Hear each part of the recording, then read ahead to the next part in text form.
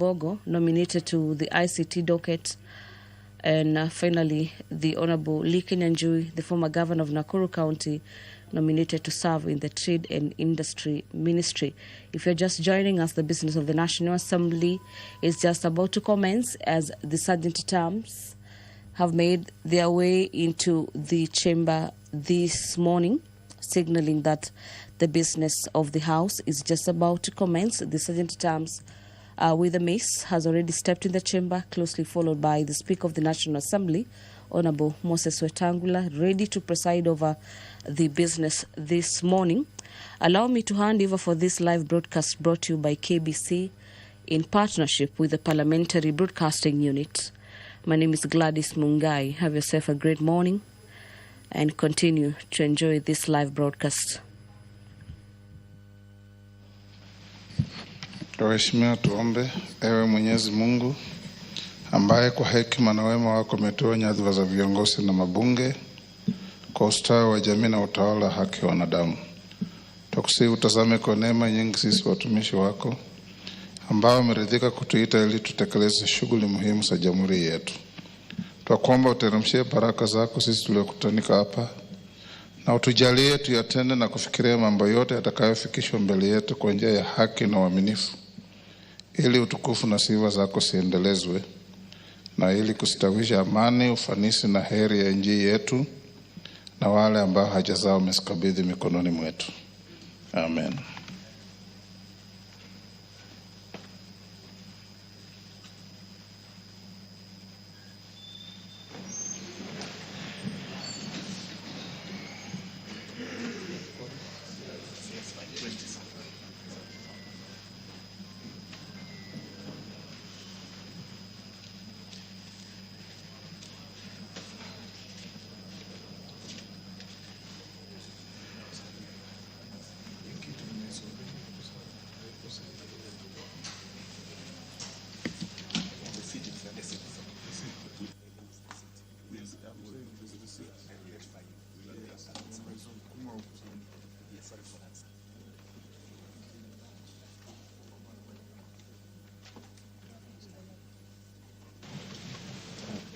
Sergeant, ring the quorum bell.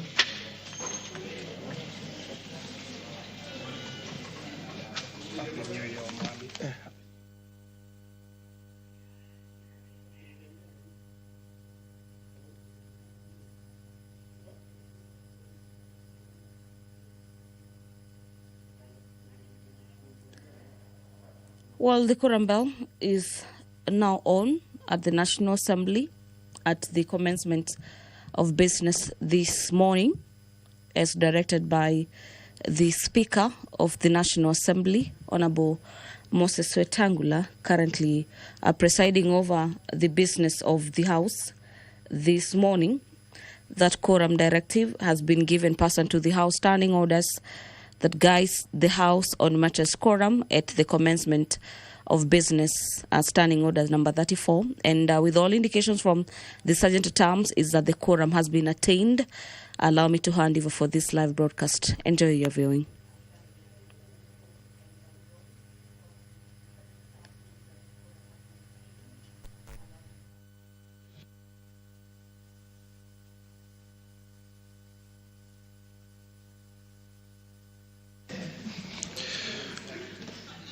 Order number 1, administration of oath. Order number 2, communication from the chair.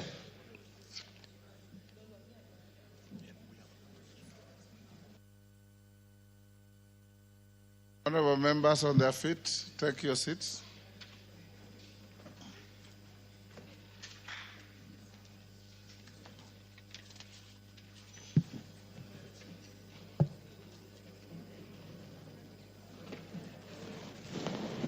Order, honorable member, take your seat.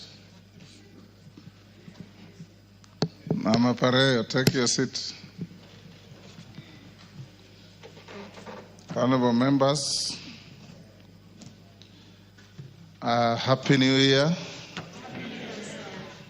I take this opportunity to welcome you to this special sitting which has been convened pursuant to the provisions of Standing Order 29.3 relating to the procedure for convening special sittings of the House during recess.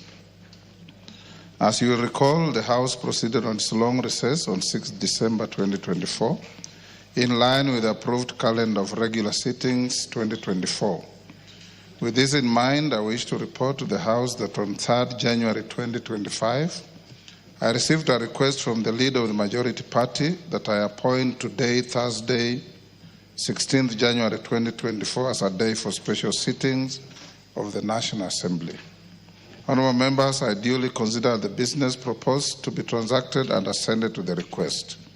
Consequently, and in keeping with the requirements of Standing Order 29, I gazetted today's special sittings commencing at 10 a.m. for the morning sitting and 2:30 p.m. for the afternoon sitting via Kenya Gazette Notice number 110 of 10th January 2025. Honourable members will note that the business to be transacted was specified in the said Gazette Notice. Further, we did a notification to all members and the general public in the local dailies on 8th January 2025, and in this regard, the sittings of the House for this morning and afternoon are properly convened. As we commence the sittings, honourable members, permit me, on my own behalf and on behalf of my brother, the Honourable Tim Wanyonyi, MP of Westlands, the large extended family of my dear father, Mr. Dominic Wetangula, to express our heartfelt gratitude to the leadership of Parliament, members of the Parliamentary Service Commission, all honourable members of Parliament and parliamentary staff for the immense and invaluable support you accorded us following the passing on of our matriarch, Mama Anna Nanyama Wetangula. We also thank you most sincerely for your continuous presence and overwhelming words of comfort, for turning up in large numbers alongside His Excellency, the President, Dr. William Samoei Ruto, the President of the Republic of Kenya, during the final send-off of our mama in Muhoya Village, Kabuchai constituency, Bungoma County, on 3rd January 2025. The tremendous outpouring of support also extended outside the boundaries of the Republic. The presence and kind words of my distinguished colleague speakers and the delegations from Uganda, Tanzania, the Republic of South Sudan, and the East African Legislative Assembly embodied the true spirit of the oneness of our region. As a family, we are forever grateful and remain indebted to you. Your immense support has left an indelible mark on our hearts. Words are not and will never be enough to express our gratitude to all of you. We continue to pray that the Almighty God will bless each one of you and that in your hour of need, may you not lack a brother or a sister to walk that difficult road with you. I thank you.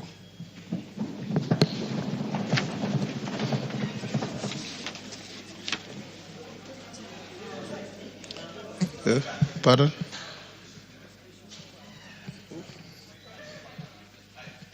What is it? Who? Order number 3, messages.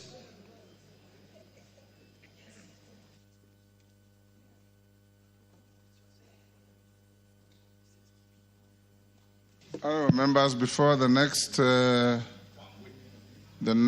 order, allow me to give the member for Westlands, Tim Wanyonyi, 1 minute to just buttress what I have said. Tim? Hello? Okay. Thank you, Honorable Speaker.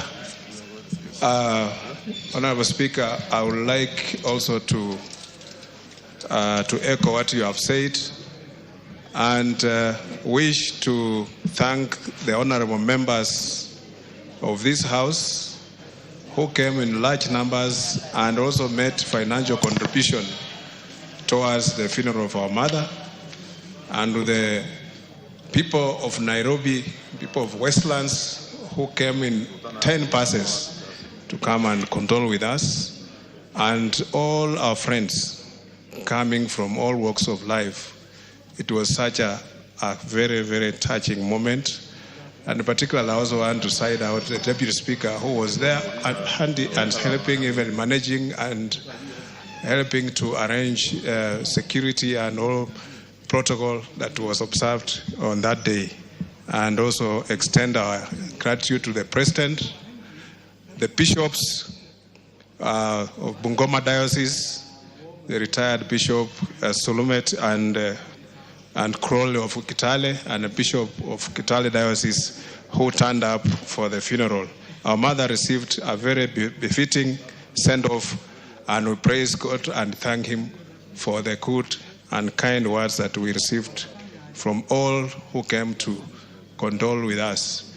Thank you, honorable members. Thank you, Kenyans. Thank you for everybody who came to give our mother a send-off. Thank you very much. Thank you. Next order. Order number 3, messages. Order, honorable members on their feet, take your seats. Member in the walkway, Mombasa Raha, take your seat. Honorable members, I have a message from the President on the nomination of persons for appointment to various offices.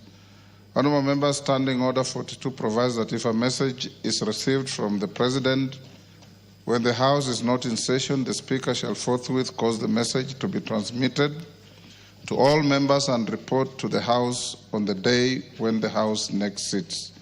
In this regard, I wish to report to the House that during recess, I received 3 messages from His Excellency the President relating to nomination of persons as Cabinet Secretaries, High Commissioner, Ambassador, Permanent Representative, and Consul General, and nominees for appointment as the Vice Chairperson and members of the Public Service Commission.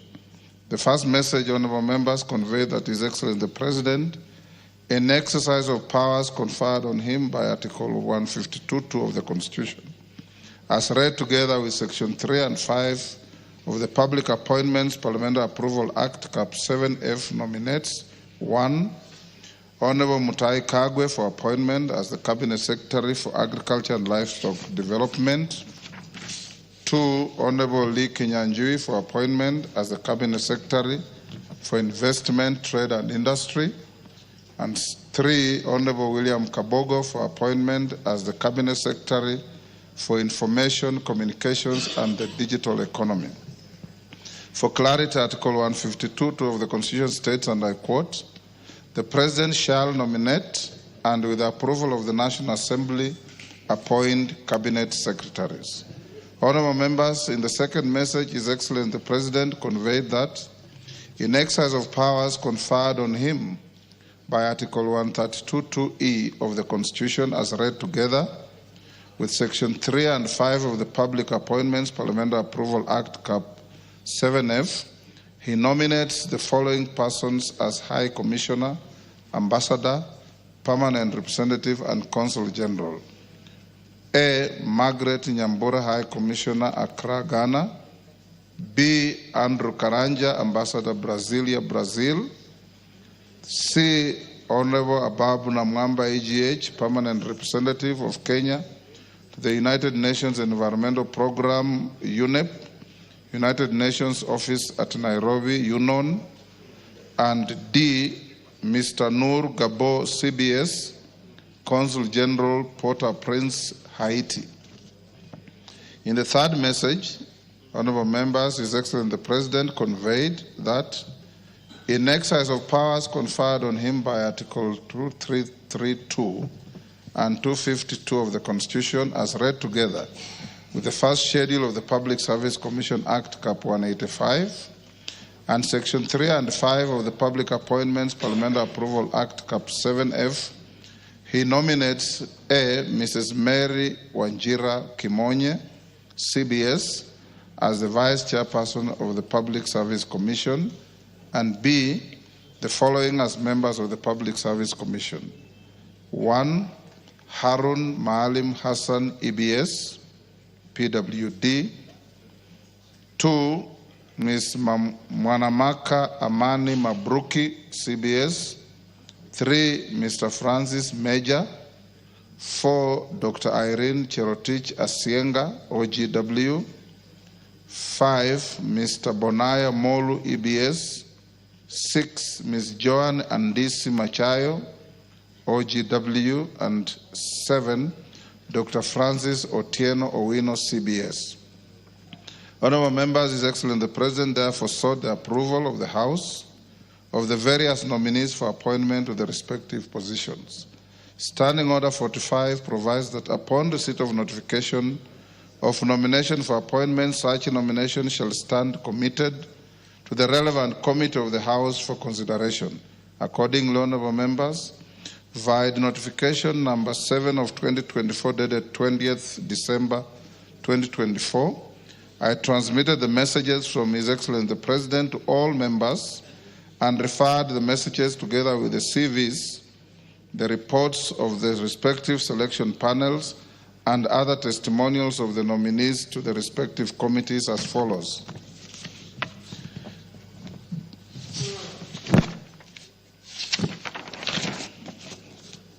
One, Cabinet Secretaries to the Committee on Appointments.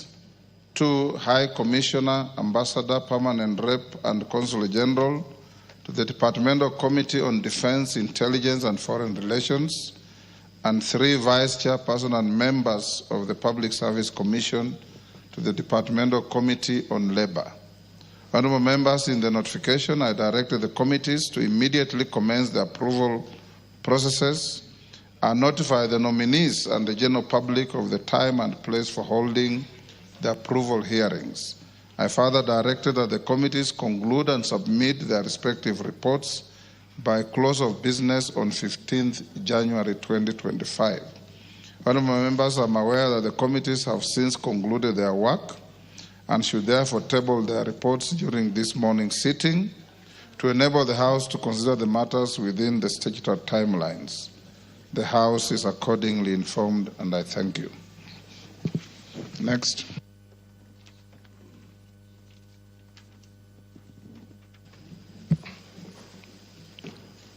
Order number 4, petitions. Order number 5, papers. Majority Leader.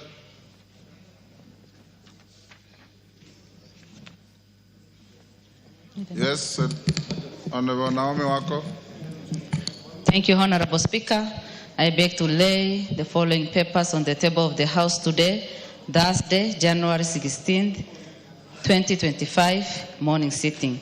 The following legal notice and the explanatory memorandum from the Ministry of Interior and National Administration.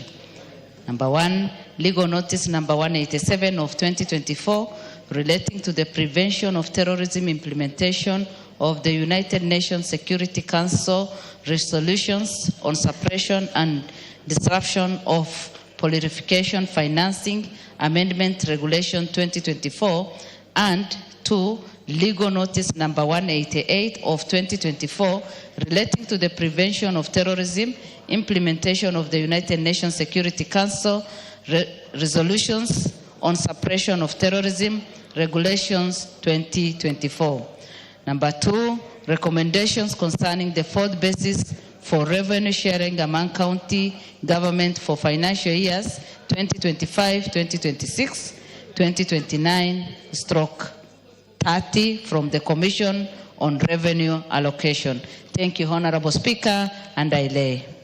Chairperson, Departmental Committee on Labor. Majority Leader Ichungwa. Thank you, Honorable Speaker. Honorable Speaker, I beg to lay the following paper on the table of the House today, Thursday, 16 January 2025. The fourth report of the Committee on Appointments on the approval hearings of nominees for appointment as Cabinet Secretaries. Thank you, Honorable Speaker. Chairperson, Departmental Committee on Labor. Karemba.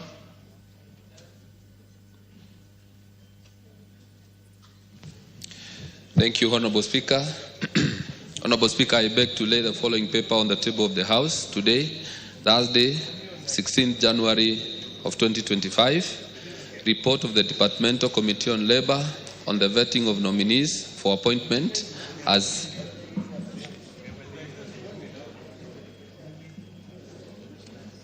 Vice Chairperson and members of the Public Service Commission. Thank you. Thank you, Honourable Speaker. Chairperson, Select Committee on Appointments. You have already done so. Do you have another paper?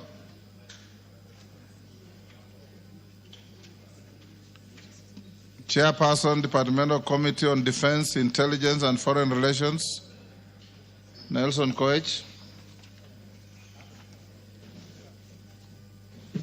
Thank you, Honourable Speaker. Honourable Speaker, I beg to lay the following paper on the table of the House today, Thursday, 16 January 2026. That is the report of the Departmental Committee on Defense, Intelligence and Foreign Relations on its vetting of nominees for appointment as Ambassador, Permanent Representatives and Consul General. Thank you, Honourable Speaker. Thank you. Next order. Order number 6, notices of motion. Chairperson, Departmental Committee on Labour.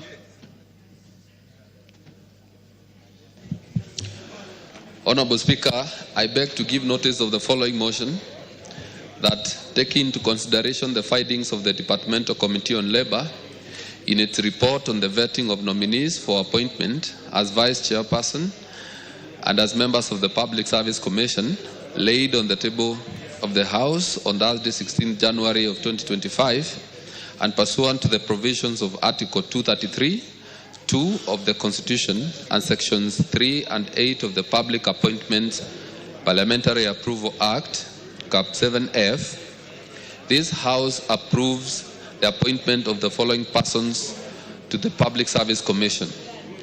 1. Mrs. Mary Wanjira Kimonye, CBS, Vice Chairperson. 2. Mr. Harun Malim Hassan, Member. 3. Ms. Mwanamaka Amani Mabruki, CBS, Member. 4. Mr. Francis Major, Member. 5. Dr. Irene Cherotich Asiega, Member. Number 6. Mr. Mboya Molu, EBS, Member. 7. Ms. Joan Andisi Machayo, Member. And number 8, Dr. Francis Otieno Owino, CBS, Member. Thank you, Honourable Speaker. Thank you, Majority Leader.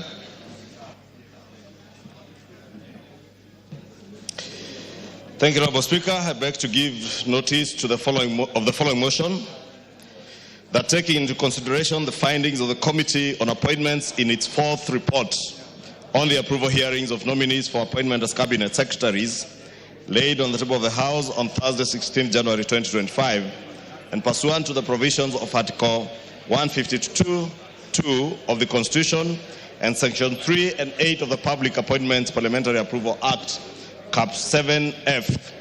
This House approves the appointment of the following persons as Cabinet Secretaries. 1. The Honourable Mutahi Kagwe, EGH, in the Ministry of Agriculture and Livestock Development. 2. The Honourable William Kavogo, Information, Communication and Digital Economy. 3. The Honourable Lee Kenyanjui, the Ministry of Investments, Trade and Industry. Thank you, Honourable Speaker. Thank you, Majority Leader. Chairperson, Departmental Committee on Defense, Intelligence and Foreign Relations. Honourable Speaker, I beg to give notice of the following motion, that taking into consideration the findings of the Departmental Committee on Defense, Intelligence and Foreign Relations in its report on the vetting of the nominees for appointment as Ambassador, Permanent Representatives and Consul General laid on the table of the House on Thursday, 16 January 2025, and pursuant to the provisions of Article 132(c) of the Constitution, Section 22 of the Foreign Service Act, Cap 18, 185(e), and Section 3 and 8 of the Public Appointments Parliamentary Approval Act, Cap 7F, this House approves the appointment of number 1, Dr. Andrew Muia Karanja as the Ambassador Brasilia, Brazil. Number 2, Honorable Babu Namwamba, EGH, as a permanent representative, United Nations Environmental Program, UNEP, / United Nations Office at Nairobi, UNON. And number 3, Mr. Nu Yaro Gabo, CBS, as the Consul General, Port-au-Prince, Haiti. Thank you. Next order.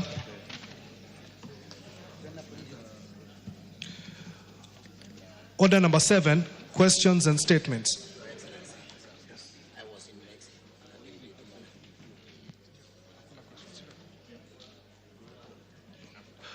Order number 8, motion. Report of the Committee of the Whole House on the Startup Bill, Senate Bill number 14 of 2022. Question to be put. Order, members on their feet, take your seats. Order.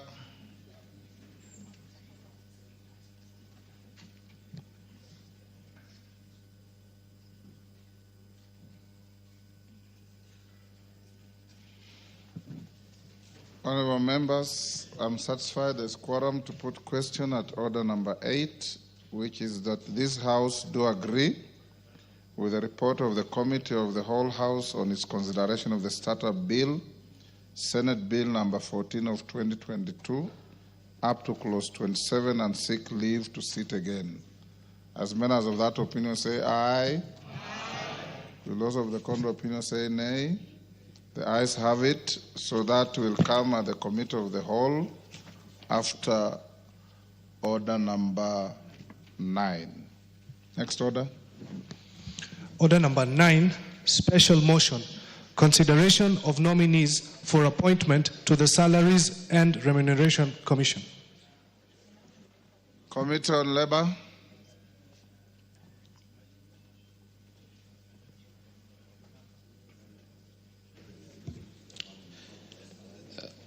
Honorable Speaker, I beg to move the following special motion that, taking into consideration the findings of the Departmental Committee on Labor in its report on the vetting of nominees for appointment as chairperson and members of the Salaries and Remuneration Commission laid on the table of the House on Tuesday, 26th November 2024, and pursuant to Article 230 of the Constitution and Sections 3 and 8 of the Public Appointments Parliamentary Approval Act, Cap 7F, this House approves the appointment of 1, Mr. Sami Chepkwony as the chairperson of the Salaries and Remuneration Commission, and the following nominees as members of the Salaries and Remuneration Commission to represent the specified institutions. 1, Major General Retired Martin Kizito Ongonye, CBS, as nominee of the Defense Council.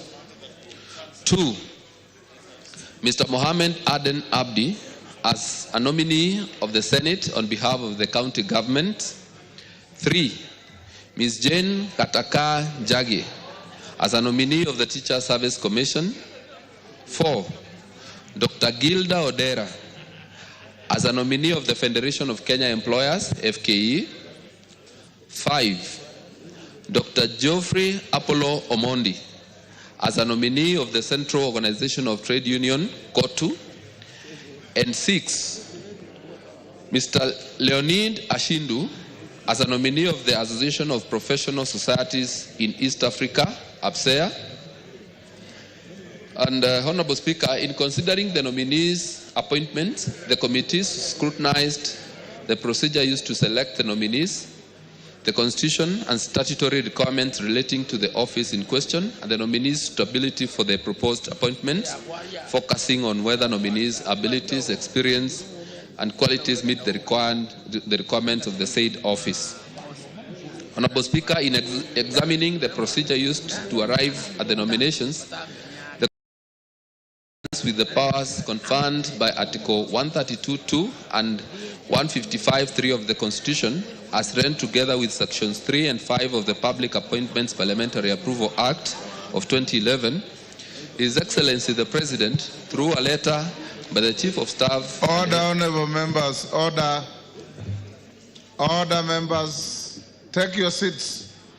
I know it's exciting to meet in the new year, but let's hear what is being debated on the floor. Go on. So, Honorable Speaker, in examining the procedure used to arrive at the nominations, the committee noted that in accordance with the powers conferred by Article 132.2 and 155.3 of the Constitution, as read together with Sections 3 and 5 of the Public Appointments Parliamentary Approval Act of 2011, His Excellency the President, through a letter by the Chief of Staff and Head of Public Service, reference number EOP, dated Monday, November 2024, forwarded to the Speaker of the National Assembly a notification of presidential action nominating Mr. Sami Chepkwony as chairperson, and others as follows: Major General Retired Martin Kizito, Mohammed Aden Abdi, Jane Gataka Njage, Gilda Odera, nominee of the Federation of Kenya Employers. 5, Geoffrey Apollo Omondi, Doctor. Then 6, Mr. Leonid Ashindu of APSEA. So, Honorable Speaker, the committee held its sittings and discussed widely, vetted these nominees and made observations on their suitability. And the suitability of the nominees was assessed after scrutiny of their background, academic credentials and professional qualifications, and work experience, personal integrity, as well as their performance during the approval hearing conducted on the 22nd of November 2024. And these are some of the observations we made, Honorable Speaker, that all the nominees are Kenyan citizens and do not hold dual citizenship. Then all the nominees presented the academic credentials and professional certificates during the approval and demonstrated their suitability. Then 3, none of the nominees held office in any political party. Then 4, none of the nominees had been dismissed from office under Article 75 of the Constitution. Then 5, the nominees meet the requirements of Chapter 6 of the Constitution on leadership and integrity, having obtained clearance from ESCC, KRA, DCI, and Office of the Registrar of Political Parties, ORPP, and also the Higher Education Loans Board. Then also, the nominees demonstrated an impressive grasp of topical, administrative, and technical issues touching on the office of the chairperson and members of SRC, and that they had or they have requisite abilities, qualifications, and experience to serve in these offices. So, Honorable Speaker, for this reason, on behalf of the Departmental Committee on Labor, I am proud to move this special motion and thank the honorable members of my committee who sat through with me as we discussed all this. And therefore, Honorable Speaker, I am proud to move this special motion on the consideration of the nominees for the appointment of chairperson and members of the SRC, Salaries and Remuneration Commission. And I beg to move and now request the Honorable Lilian Sioi to second. Thank you, Honorable Speaker. Member for Trans Nzoia. Give her the mic.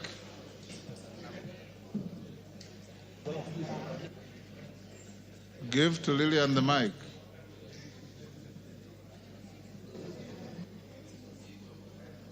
Clark, what's the problem?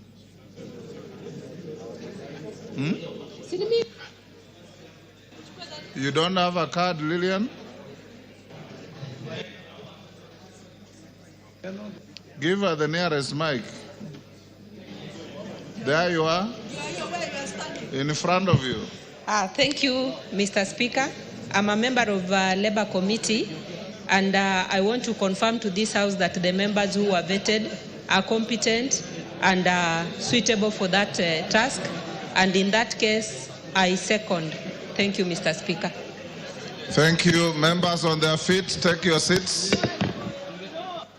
Commissioner Makau, take your seat.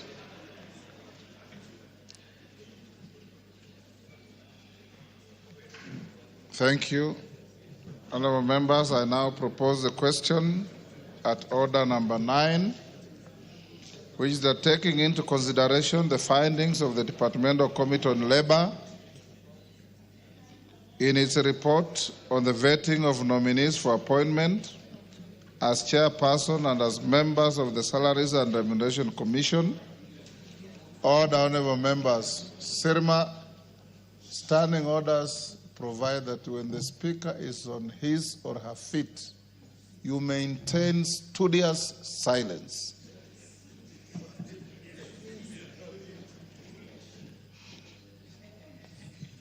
Let me repeat now. I propose the question at order number 9, which is that taking into consideration the findings of the Departmental Committee on Labour and its report on the vetting of nominees for appointment as chairperson and as members of the Salaries and Remuneration Commission laid on the table of the House on Tuesday, 26 November 2024, and pursuant the provisions of Article 230 of the Constitution, Section 711 of the Salaries and Remuneration Commission Act, Cap 412D, and Section 3 and 8 of the Public Appointments Parliamentary Approval Act, Cap 7F, this House approves the appointment of the following persons to the Salaries and Remuneration Commission. 1. Sami Chepkwony, Chairperson. 2. Major General Retired Martin Kizito Ongoi, CBS, Member nominated by the Defense Council. 3. Mr. Mohammed Aden Abdi, Member nominated by the Senate on behalf of county governments. 4. Ms. Jane Gataka Njage, Member nominated by the Teacher Service Commission. 5. Dr. Gilda Odera, Member nominated by an umbrella body representing employees. 6. Dr. Geoffrey Apollo Omondi, Member nominated by an umbrella body representing trade unions. And 7. Mr. Leonid Ashindu, Member nominated by a joint forum of professional bodies.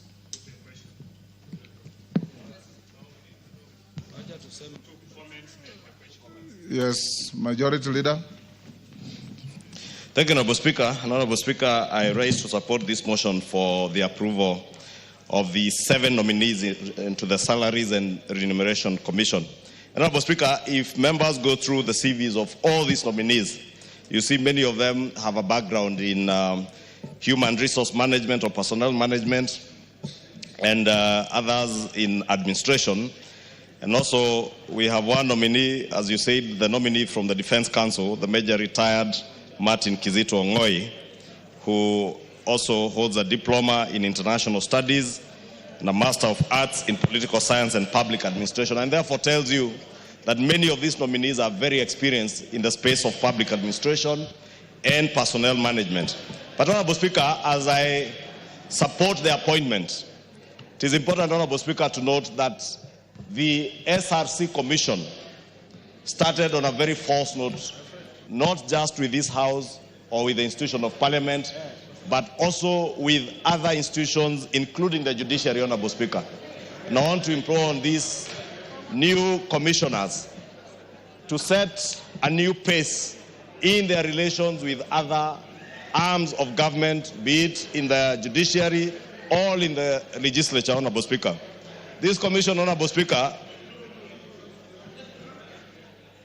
if you can protect me from the very loud consultations. Order, honourable members. Order. CNN. Order. You come from the same direction. I'm sure you could have talked as you are coming here. Order, let's listen to one another. Thank you, Honourable Speaker. It's probably because I didn't say Happy New Year to all the members.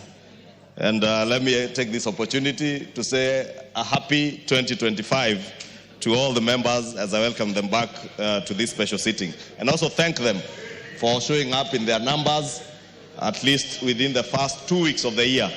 That, Honorable Speaker, tells you the dedication and commitment of these members. And even the members of the Labour Committee and the Committee on Appointments, which you chair, which took time during the recess to vet both these SRC members and the cabinet nominees. Order, honorable members. Who is the convener of that illegal Kamkunji?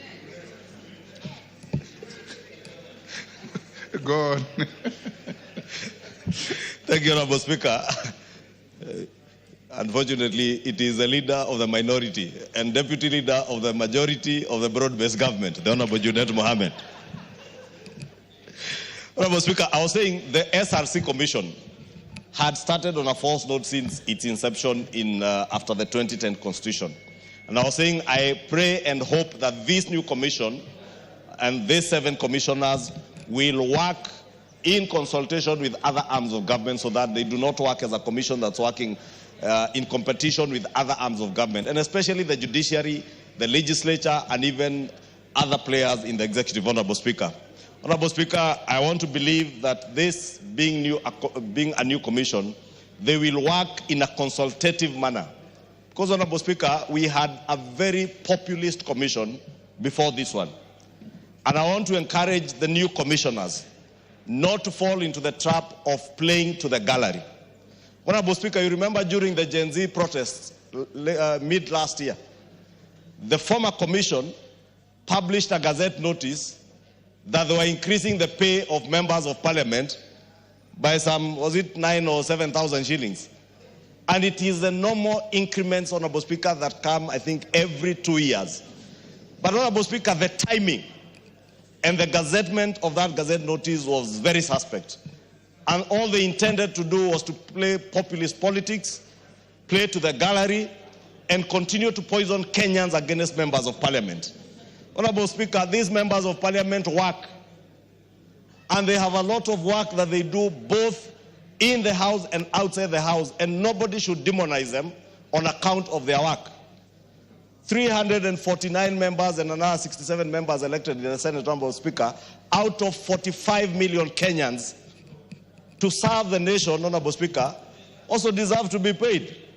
Honorable Speaker, SRC must therefore be cognizant that they are working to balance both public interest, but also not to demonize people in other institutions, Honorable Speaker.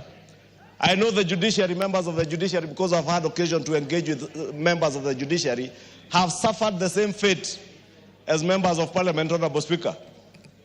In fact, I remember, Honorable Speaker, at one point somebody in the judiciary, who I will not name, asked me, why don't you disband this commission? And I'm sure, Honorable Speaker, if it was disbanded, very many people, even in the judiciary, would be happy. But, Honorable Speaker, we want the commission to stay because we want a balance in how we conduct our public affairs, especially in matters to do with personnel management, remuneration of public officers, but it must be done in a measured way, in a balanced way, balancing the resources we have, but also the needs of the public service officers who are serving the people of Kenya, Honorable Speaker. Honorable Speaker, if we do not balance the needs of public servants, Honorable Speaker, then we kill not just the aspirations of young people who are joining the public service, but we also make it impossible, Honorable Speaker, for those who are already in the public service to grow as persons. And therefore, Honorable Speaker, I want to ask this commission, this new commission as they come into office, to engage other stakeholders. And I'm told by the chair of the committee, when they engage with all these individual commissioners as we are vetting them, they did commit that they will work in a consultative manner, they will engage stakeholders, and by the time they make decisions, they will make decisions that are out of a consultative process. And I want to congratulate them and support their approval, Honorable Speaker, and therefore beg to support this motion. Thank you. Thank you, Junet.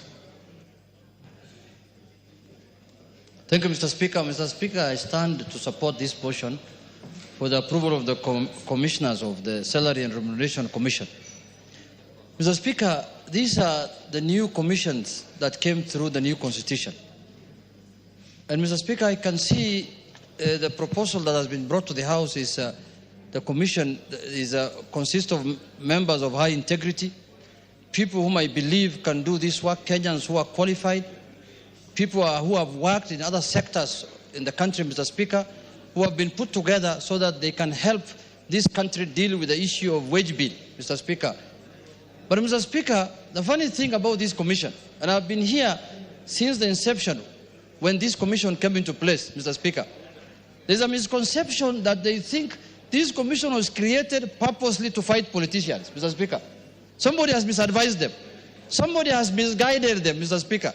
You will see, once they are approved by this House, Mr. Speaker, the first war they will start with is Parliament, Mr. Speaker.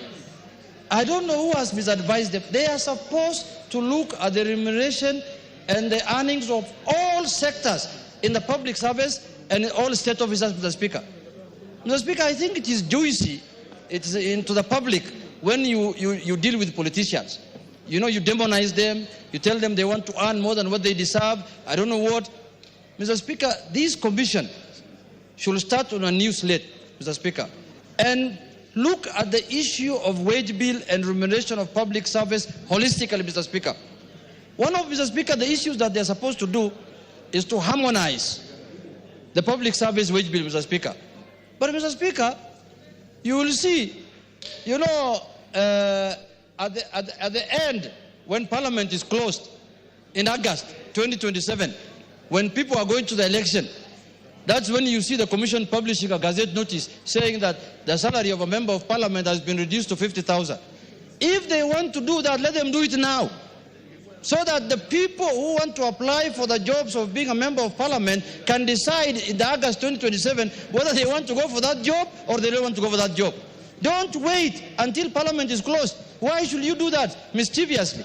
Just advertise now that this is the salary that is commensurate with a member of Parliament. Then the people who intend to contest for these positions in 2027 can make up their mind early enough.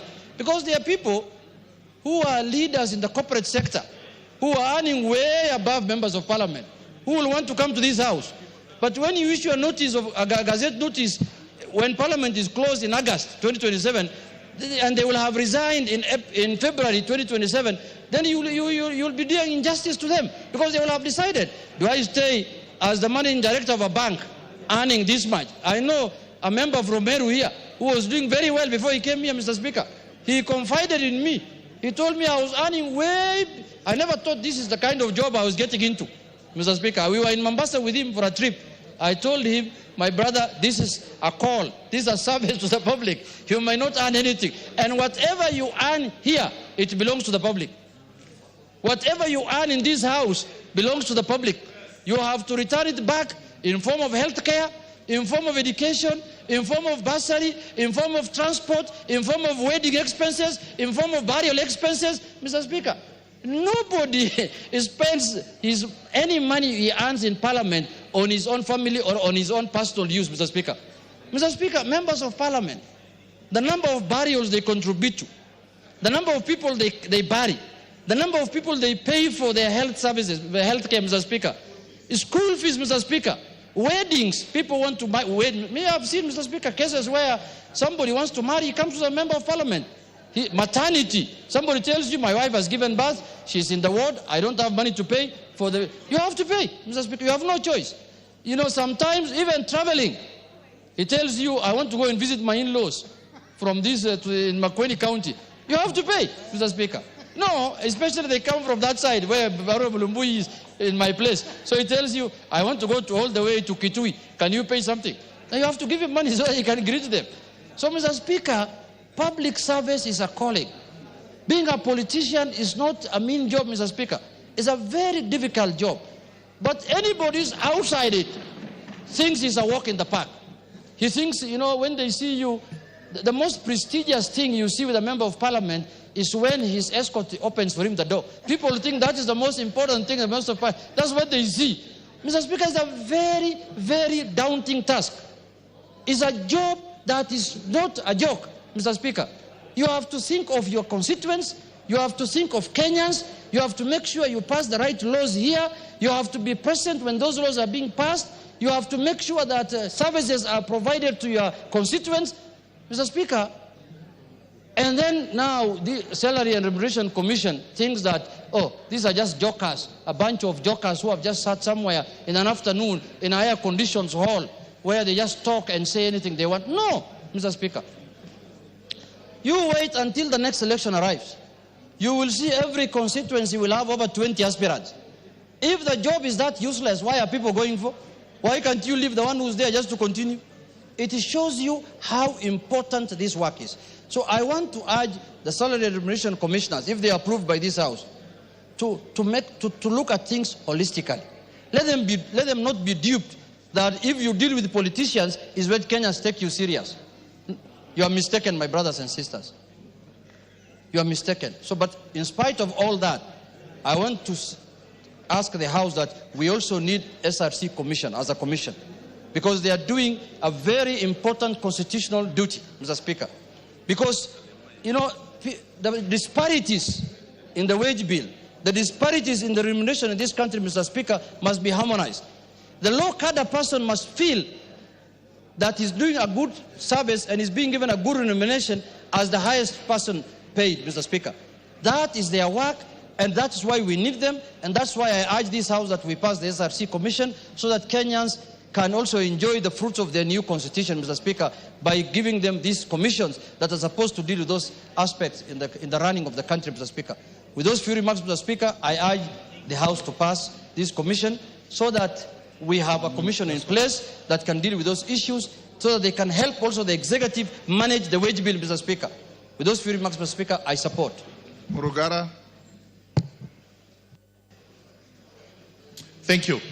Thank you very much, Mr. Speaker. The Speaker also rise to support the special motion that this House approves the appointment of the commissioners to the Salaries and Remuneration Commission. It's a very important constitutional commission which cuts across the three arms of government in that it has to work closely with the Parliamentary Service Commission, the Public Service Commission, and the Judicial Service Commission.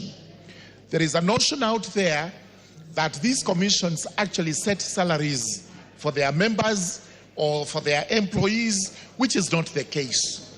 It is the SRC that recommends to these particular commissions so that salaries can, to some extent, be harmonized, although this is not the case as it is required.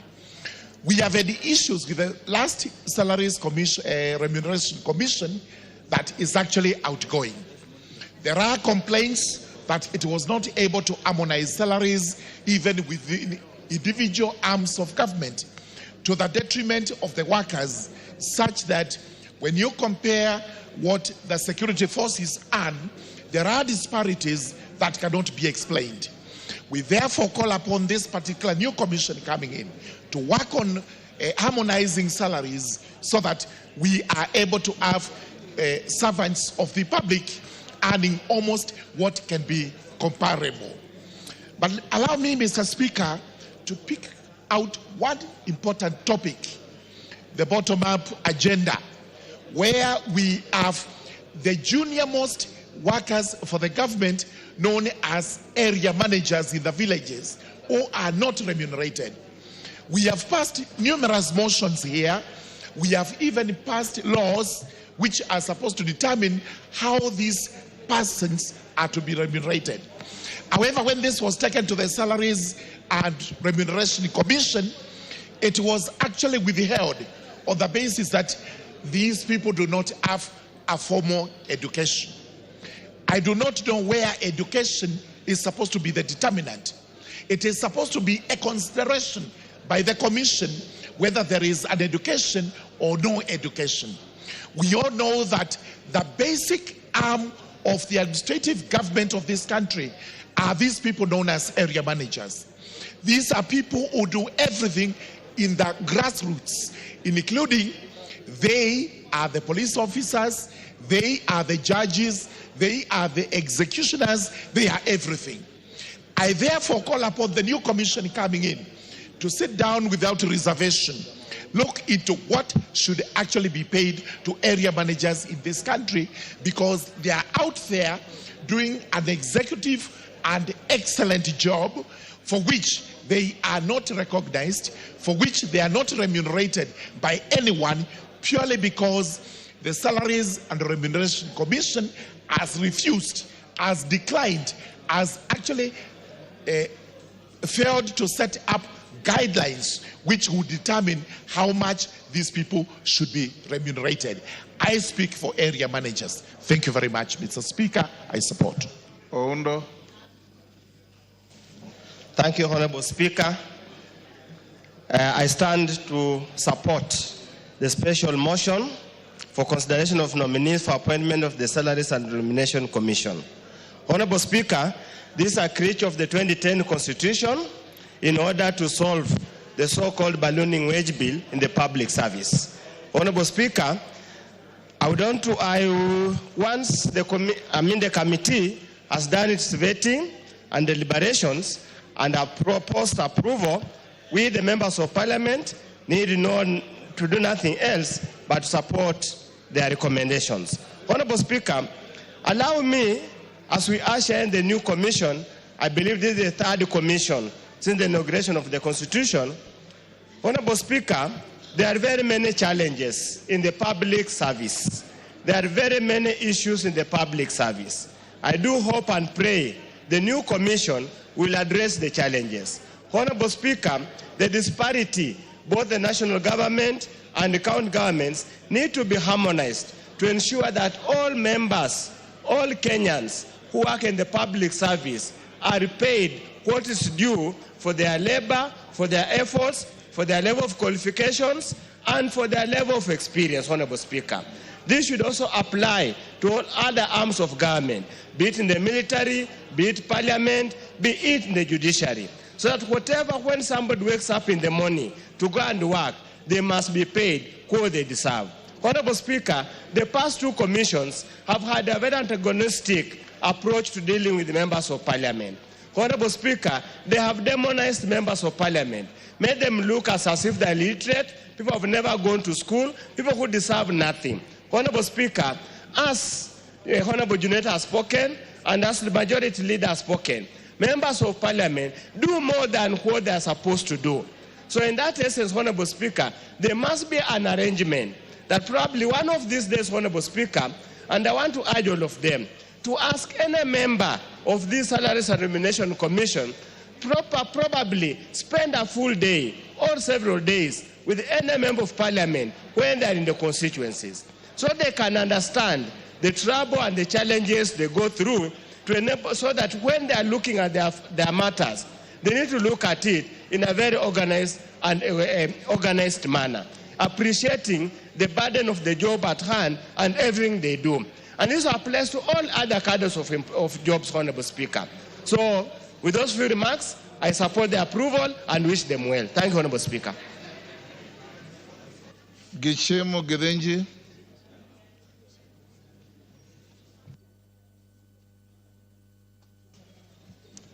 Thank you, Honorable Speaker, for the opportunity also to contribute to this special motion for approval of the nominees of the commissioners to the Salaries and Remuneration Commission.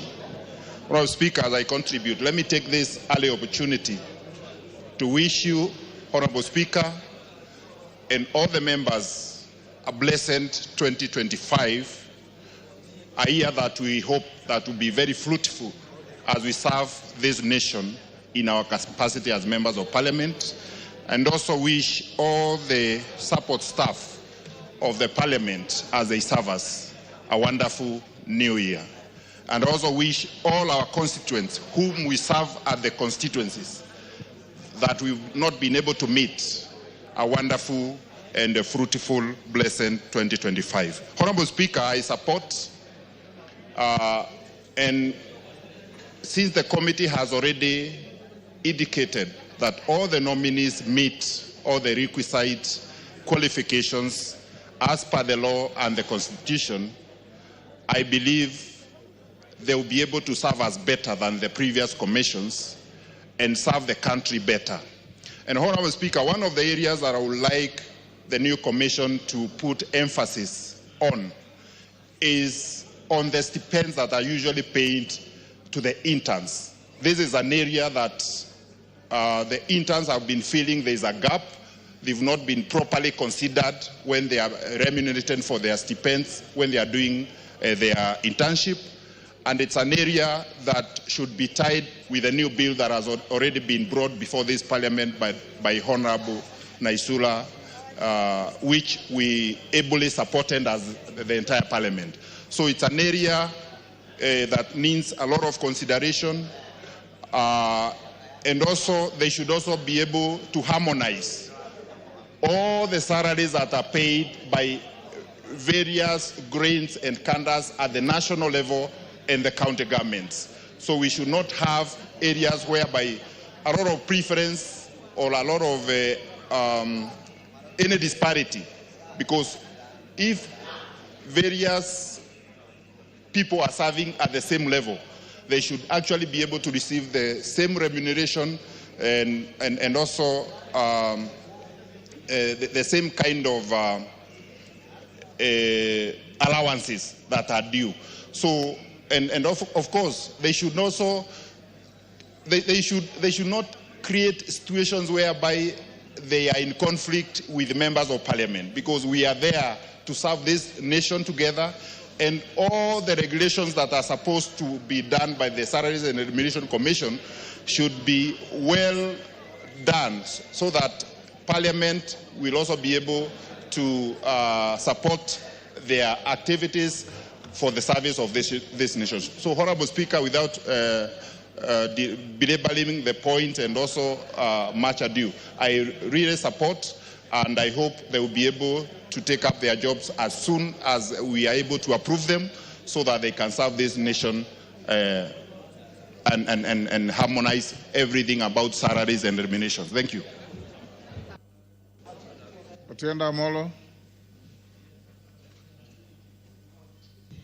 Thank you, Mr. Speaker. Mr. Speaker, I support this special motion for a few reasons that I will state very briefly. First of all, it is well balanced in terms of gender, in terms of ethnicity, in terms of region. And that is one of the things we require in constitutional commissions.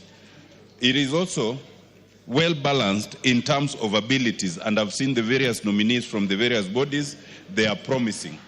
Mr. Speaker, I support this special motion and urge that as the commission has come in, there are a number of things they should observe.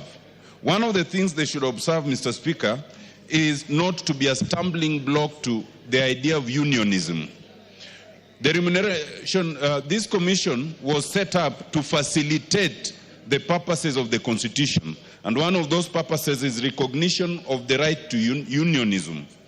There has become a trend where collective bargaining agreements are negotiated and then flouted, and when they are flouted, they cite the commission as the entity that has not approved. I urge them to do their work in tandem with the commission. Secondly, Mr. Speaker, I urge the commission to be aware that there's a reason why, as opposed to other commissions, they are representatives of other bodies. Among those in the list right now is a representative of the Senate, and we in the National Assembly have sent a representative. There are representations from employers, employees, and other bodies. They are wajumbe like us. They do not go there to represent themselves. They represent the entities that have sent them. And therefore, when we as Parliament send people to the Commission, the people we send must consult with us and must respect our authority. They must not go there and start fighting us. One of the things that should be noted, Mr. Speaker, that the Commission has previously added on is to look at the qualification of being a member of Parliament. Now, we know we've had this debate from the Constitution to legislation as to the minimum standards. But be that as it may, focus must be had on the work that a member of Parliament does, not just the minimum qualifications. This is the house where we have some of the highest qualified Kenyans. And therefore, you cannot sacrifice the work that a member of Parliament does merely because you say the minimum qualification is equivalent to the qualification of any other person of the lowest cadre. That is something they got wrong and they must get right. Mr. Speaker, I want to support them and give a warning bell, not just to the commission, but to commissions generally. Commissions are supposed to be independent. They are supposed to assist the citizens. There's becoming a trend when commissions are ceding their independence. They are starting not to do the work that they were meant to do. This is becoming a threat to the Constitution and to the commissions themselves. I urge that all our constitutional commissions, and this commission particularly, should do its work without fear or favor, and should do its work with competence, and should do its work for the benefit of Kenyans at large. Mr. Speaker, I support. Thank you. Daud. Thank you, Mr. Speaker. Mr. Speaker, first, I would like to say Happy New Year to all members together with you.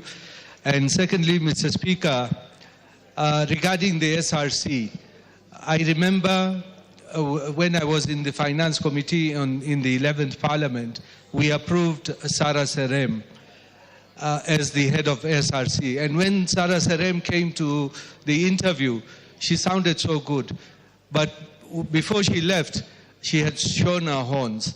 The same with Mengich.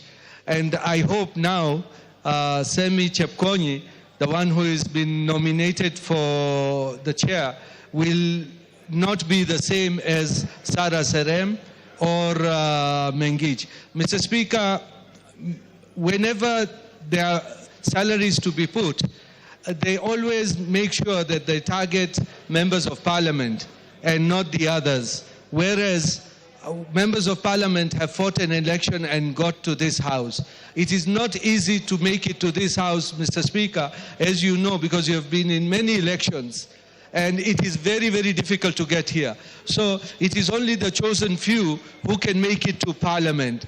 And remuneration for those people should not be a subject, because whenever you hear, it is only the members of parliament are mentioned. The rest are not mentioned at all. Mr. Speaker, I agree with Honorable Murugara regarding the village elders. Mr. Speaker, it is high time that we remunerate the village elders. We have to look for money from anywhere so that they can be, they do the work, they help the national administration, GAO, so that we can go forward in this, in the country. So, Mr. Speaker, with those few remarks, I want to support the new team, but I want the new team as well to be supportive of the Kenyan workers, and the parliamentarians are Kenyan workers as well. Thank you, Mr. Speaker. Thank you, Mama Zamzam. Asante sana Mheshimiwa Spika. Kwanza nichukue fursa hii kuambia wabunge wote Happy New Year. La pili, Mheshimiwa Spika, niweze kutoa rasmi rambirambi zangu kwa familia yako Mheshimiwa Spika na ndugu yetu Mheshimiwa Timothy kwa kumpoteza mama. Mwenyezi Mungu amhifadhi na wema.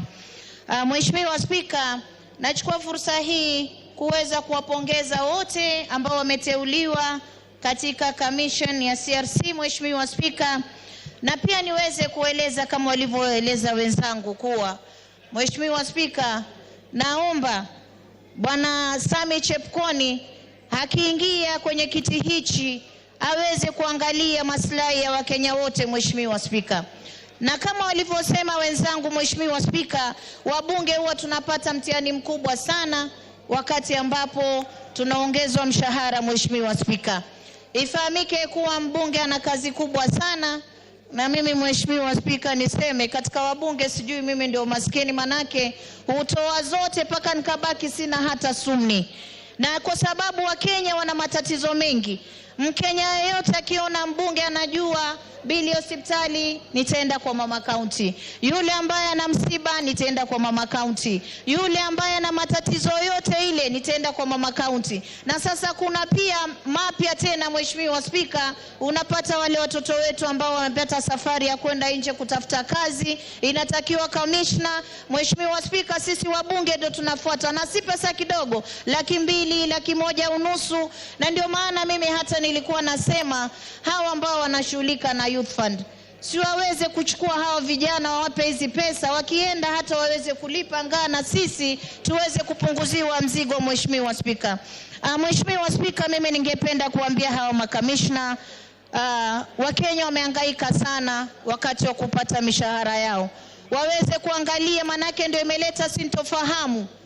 Na yule alotoka, Mheshimiwa Spika, aliweza kututangaza hadharani wakati ambapo hata jumba hili lilikuwa limeingiliwa na Gen Z, tukachomoka mbio. Mheshimiwa Spika, sasa bado tunafikiria yale machungu. Tena unapata unaiko kwenye gazeti kuwa umeongezwa mshahara 7,000. Mheshimiwa Spika, hiyo 7,000 tulitukanwa mpaka mwenzangu akanilazimisha kwenye mkutano mmoja tukatai huo mshahara. Mheshimiwa Spika, wakati ambapo iko kwenye sheria, lakini ni kwa sababu maisha yetu ilikuwa hatarini na Wakenya wengi walikuwa hawafikirii kuwa huyu ni mbunge, ana hili na lile, anatusaidia hapa na pale. Ile 7,000 si kitu kwenye nyongeza, lakini ilibidi Mheshimiwa Spika tuende mbio kwenye mikutano tukatae, tuseme sisi hatukubali huu mshahara, lakini ndani ya roho zetu tulikuwa tunatamani hata tuongezewe zaidi, manake mambo ni magumu. Mheshimiwa Spika, Mheshimiwa Spika, nikimalizia nataka kusema hivi, ndani ya bunge hili tuliweza kupitisha hawa wazee wa mitaa ambao wanafanya kazi kubwa sana kule mashinani. Hawa ndio polisi, hawa ndio majaji kule, hawa ndio wanajua nani amepotea, hawa wanajua mtoto wa nani amepotea, hawa wanajua nyumba gani watu wamepigana, twende tukasuluhishe. Mheshimiwa Spika, wazee wa mitaa wanafanya kazi ngumu sana hata kushinda sekta nyingine yoyote. Mheshimiwa Spika, na tulipitisha hapa kuwa waongezewe mshahara, lakini haijafanyika. Namuomba ndugu yetu Sami Chepkoni na timu yake waweze kufikiria wazee wa mitaa, waweze kupewa angaa hata kidogo kama tulivyoona watu wa CHP wakipewa. Mheshimiwa Spika, na Mheshimiwa Spika, mimi napenda kusema pia kuna wale retired councillors tulipitisha pia katika bunge hii hapo nyuma kuwa waweze kupata nao kidogo kiinua mgongo, lakini mpaka sasa wale councillors walioretire na kila siku wananipigia simu kulizungumzia hili, ilipita hapa bungeni lakini bado haijakuwa affected na mpaka sasa hakuna kitu wanapata. Mheshimiwa Spika, mwisho Mheshimiwa Spika, na waomba hawa waweze kushikana na Wakenya wote, wajue daktari, wajue mwalimu, wajue mbunge, wajue mfanyikazi yote yule wa serikali, kwa sababu maisha yamepanda sana. Kila bidhaa zikiongezeka utapata mshahara uko pale pale. Kwa hiyo wakiweza kuongezea mshahara, waangalie kutoka yule civil servant wa kule chini mpaka yule wa juu, wakipata kiinua mgongo kidogo itaweza kuwasaidia. Mheshimiwa Spika, kwa hiyo mimi nawapongeza, nasema washike kazi, wafanye kazi, waweze kuinua Wakenya wote kwa pamoja bila mapendeleo, na wasipendelee wabunge, manake sisi ndio watu wachapwa fimbo sana. Ikiwa mshahara unaongezeka, watu wengine huwezi kuona umewekwa ama unajadiliwa kwenye magazeti, lakini mshahara wa mbunge tunachapwa fimbo na hata sijui huwa tumekosea kitu gani. Manake pia utapigwa fimbo na ukirudi nyumbani mtu ana matanga, utasikia mama county tuna msiba hapa. Mtu wengine mpaka birthday wanakuambia tusaidie birthday, umeona? Kwa hiyo tukiongezewa mshahara wa Kenya, mimi nawaomba na sisi mtuelewe, manake huwa tunakuja kwenu na hizi pesa pia tuwala na nyinyi wananchi, hatuli peke yetu. Asante sana Mheshimiwa Spika. Thank you. Honorable members, I can see the contributions are tautologies. How much more time do you want to spend on this?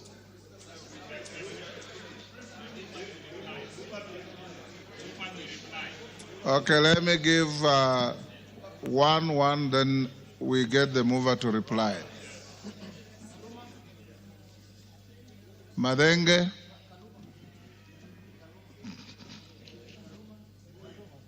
Okay, Madenge, and in quick succession, Kaluma, then Karemba, be ready to reply.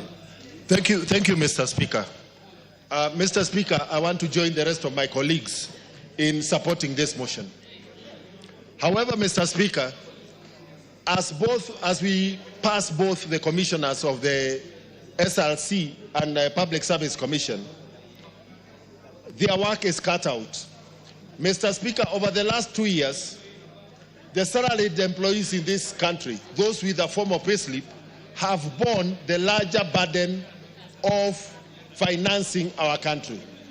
We have had increases in NSSF contributions. We have instituted the Housing Levy Fund. We have an increase in pay as you earn.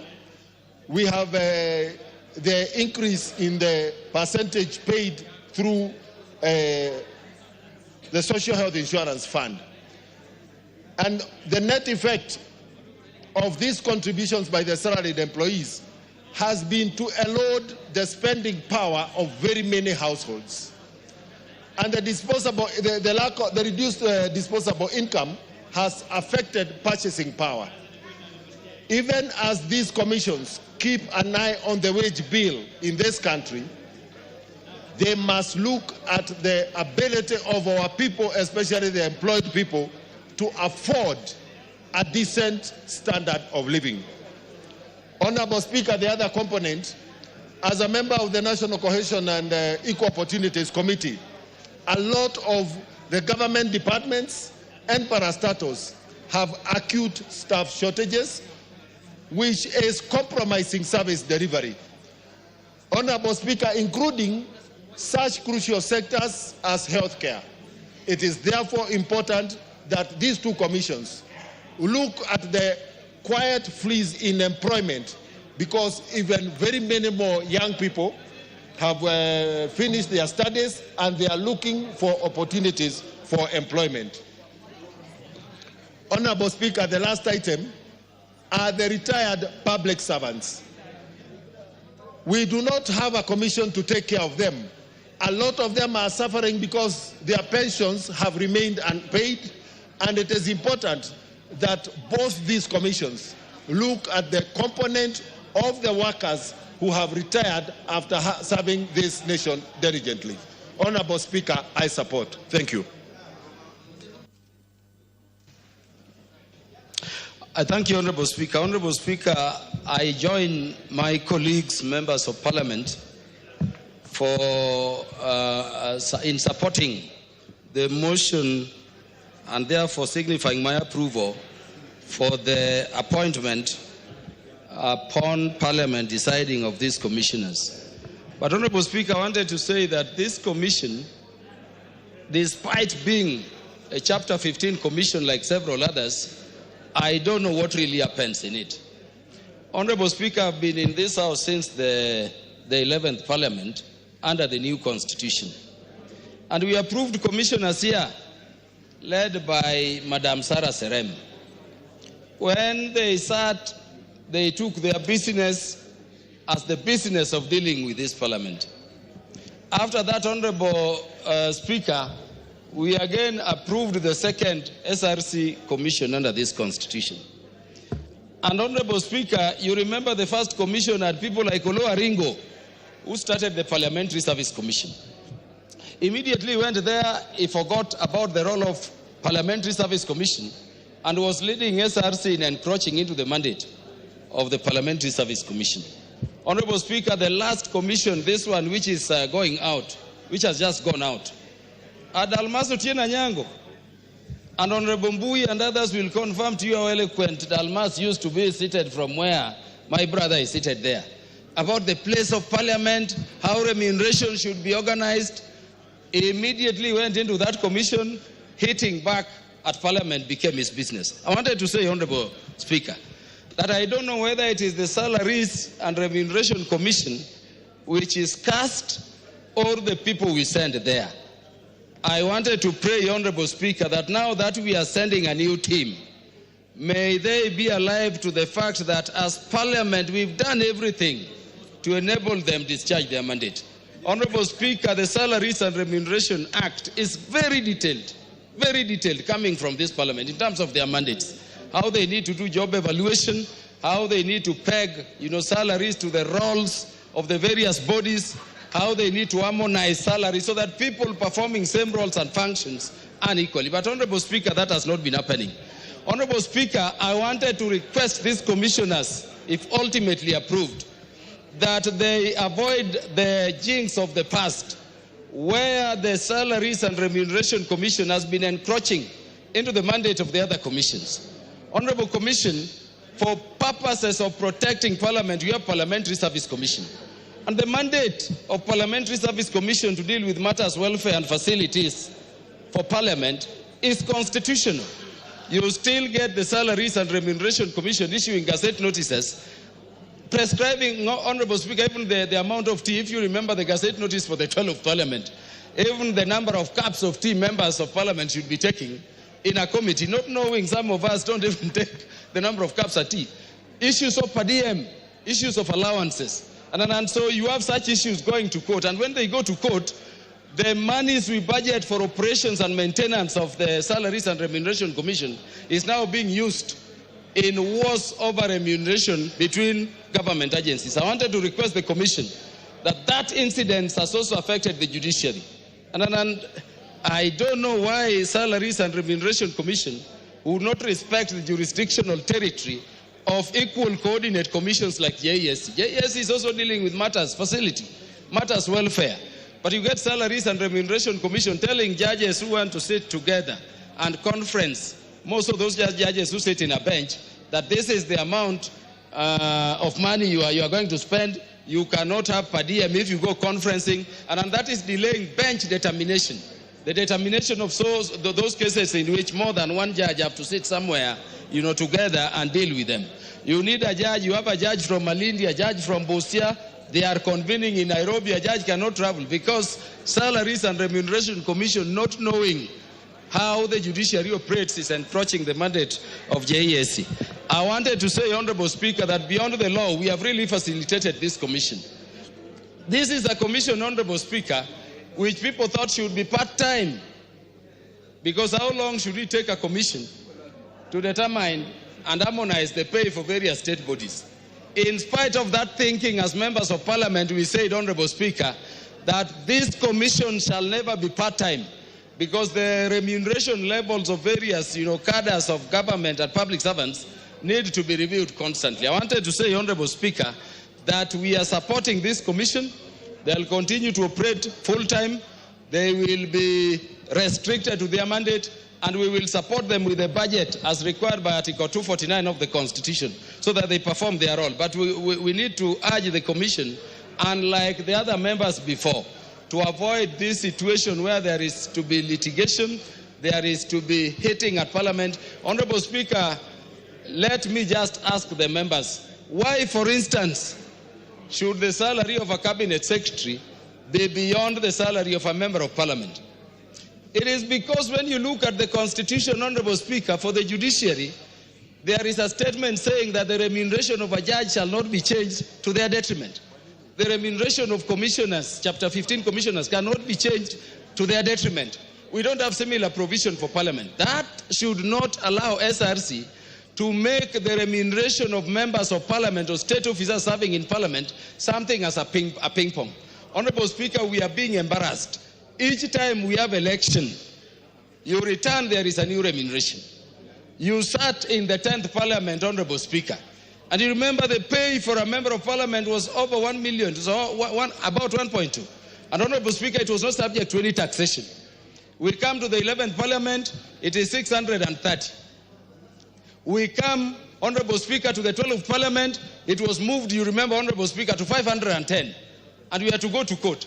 And when it is pegged at 510, against all public servants and employees of government, it is only Parliament they are telling you will not have annual increment. So we need harmony in spite of the law, because the Salaries and Remuneration Act and the Constitution still says that you will harmonize. I mean, Honorable Speaker, as the head of this institution, you are the third in command of the state.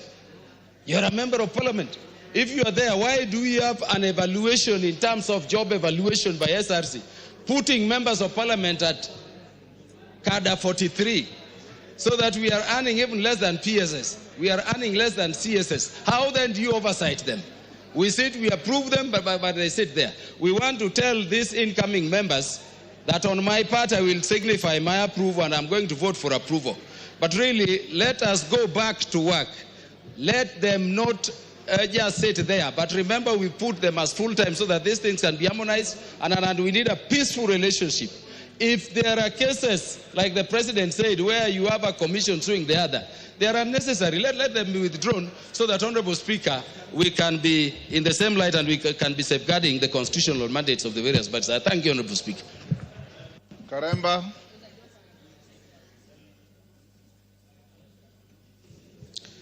Thank you, Honorable Speaker.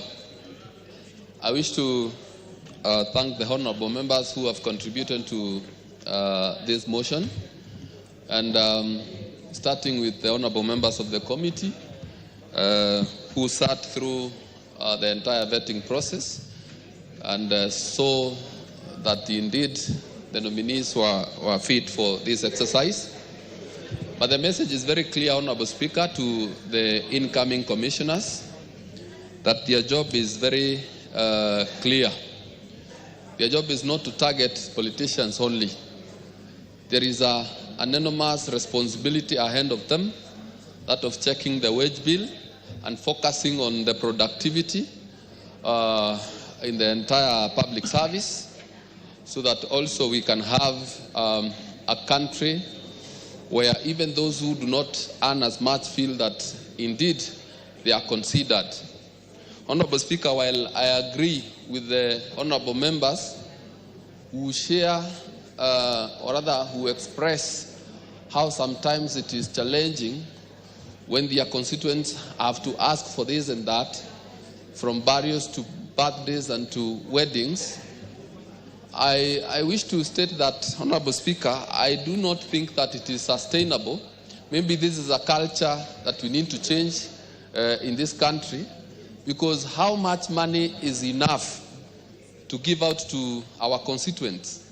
It can never be enough. So if there is something that we need to change, is the culture, so that also empower our people so that they can also get their income and be able to service themselves and even sort their own challenges, instead of thinking that perhaps it is us who have the responsibility of sorting out their problems. So going forward, maybe as leaders in this country, we need to invest more in growing our country, in growing our economy, so that our economy can serve all of us.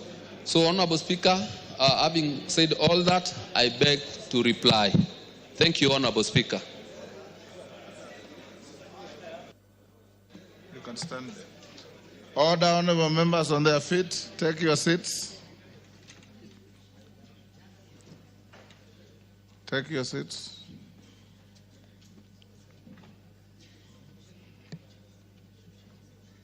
Ferdinand, take the nearest seat. Thank you. Honorable members, I'll now put the question at order number 9. There is quorum in the House. That taking into consideration the findings of the Departmental Committee on Labor in its report on the vetting of nominees for appointment as chairperson and as members of the Salaries and Remuneration Commission laid on the table of the House on Tuesday, 26 November 2024, and pursuant to the provisions of Article 230 of the Constitution, Section 711 of the Salaries and Remuneration Commission Act, Cap 412D, and Section 3 and 8 of the Public Appointments Parliamentary Approval Act, Cap 7F, this House approves the appointment of the following persons to the Salaries and Remuneration Commission. 1. Sami Chepkonyi, Chairman. 2. Major General Retired Martin Kizito Ngoi, CBS, member nominated by the Defense Council. 3. Mr. Mohammed Aden Abdi, member nominated by the Senate on behalf of the county governments. 4. Ms. Jane Gataka Njage, member nominated by the Teacher Service Commission. 5. Dr. Gilda Odera, member nominated by an umbrella body representing employees. 6. Dr. Geoffrey Apollo Omondi, member nominated by an umbrella body representing trade unions. And 7. Mr. Leonid Ashindu, member nominated by a joint forum of professional bodies. As members of that opinion say aye. Aye. Will those of the contrary opinion say nay? The ayes have it. Next order. Order number 10, Committee of the Whole House. Members, will you be upstanding?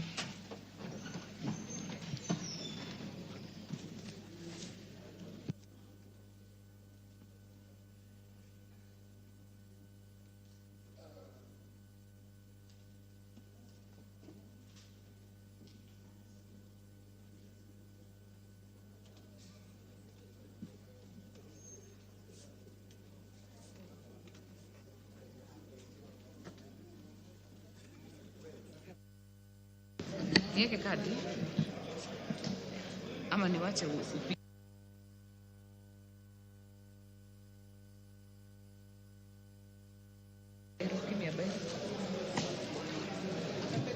Tumefika wapi? You will let them know.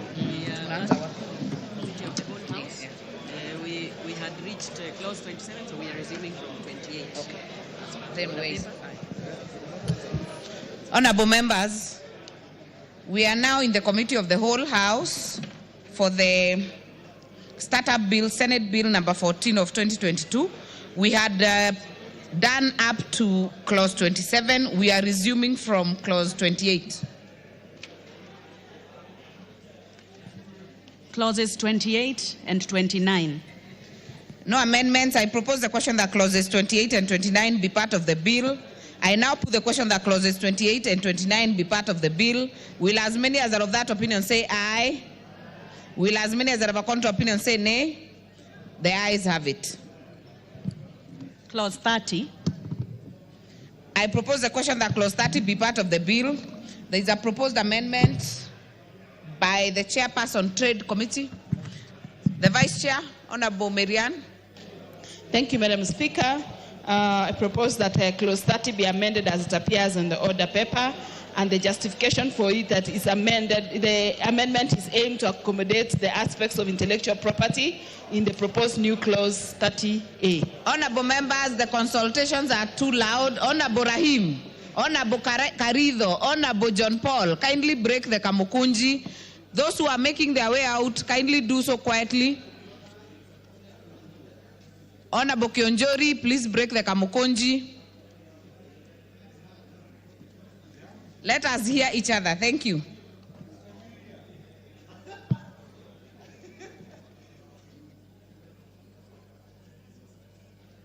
Honorable members, I propose the question that clause 30 be amended as proposed by the chair.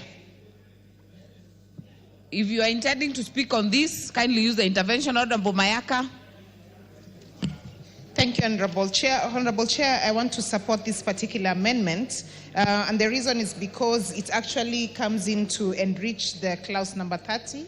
And further to that, Honorable Chair, we've not had an opportunity where we have a law that puts in place specific regulations that support the copyright, and this particular one does that, and including the fact that for the startups, it's actually going to give financial support mechanisms to the people who have startups. So for that reason, I do support the amendments. I thank you. Very well. I put the question then that clause 30 be amended as proposed by the chair. Will as many as are of that opinion say aye? Will as many as are of a contrary opinion say nay? The ayes have it. I now put the question that clause 30 is amended be part of the bill. Will as many as are of that opinion say aye? Will as many as are of a contrary opinion say nay? The ayes have it.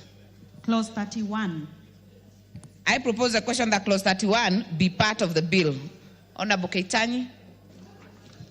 Thanks, Madam Chair. I propose that that clause 31 be amended as it appears in the order paper, and the justification for it is that the proposed amendment is to be deleted, is covered under clause 27A, sorry. Thank you. Very well.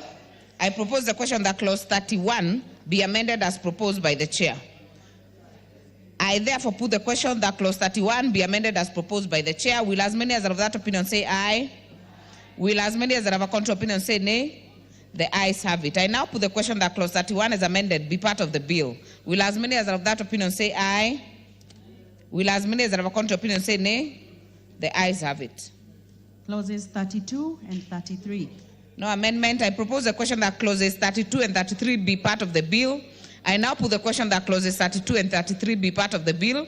Will as many as are of that opinion say aye? Will as many as are of a contrary opinion say nay? The ayes have it. Clause 34. I propose the question that clause 34 be part of the bill.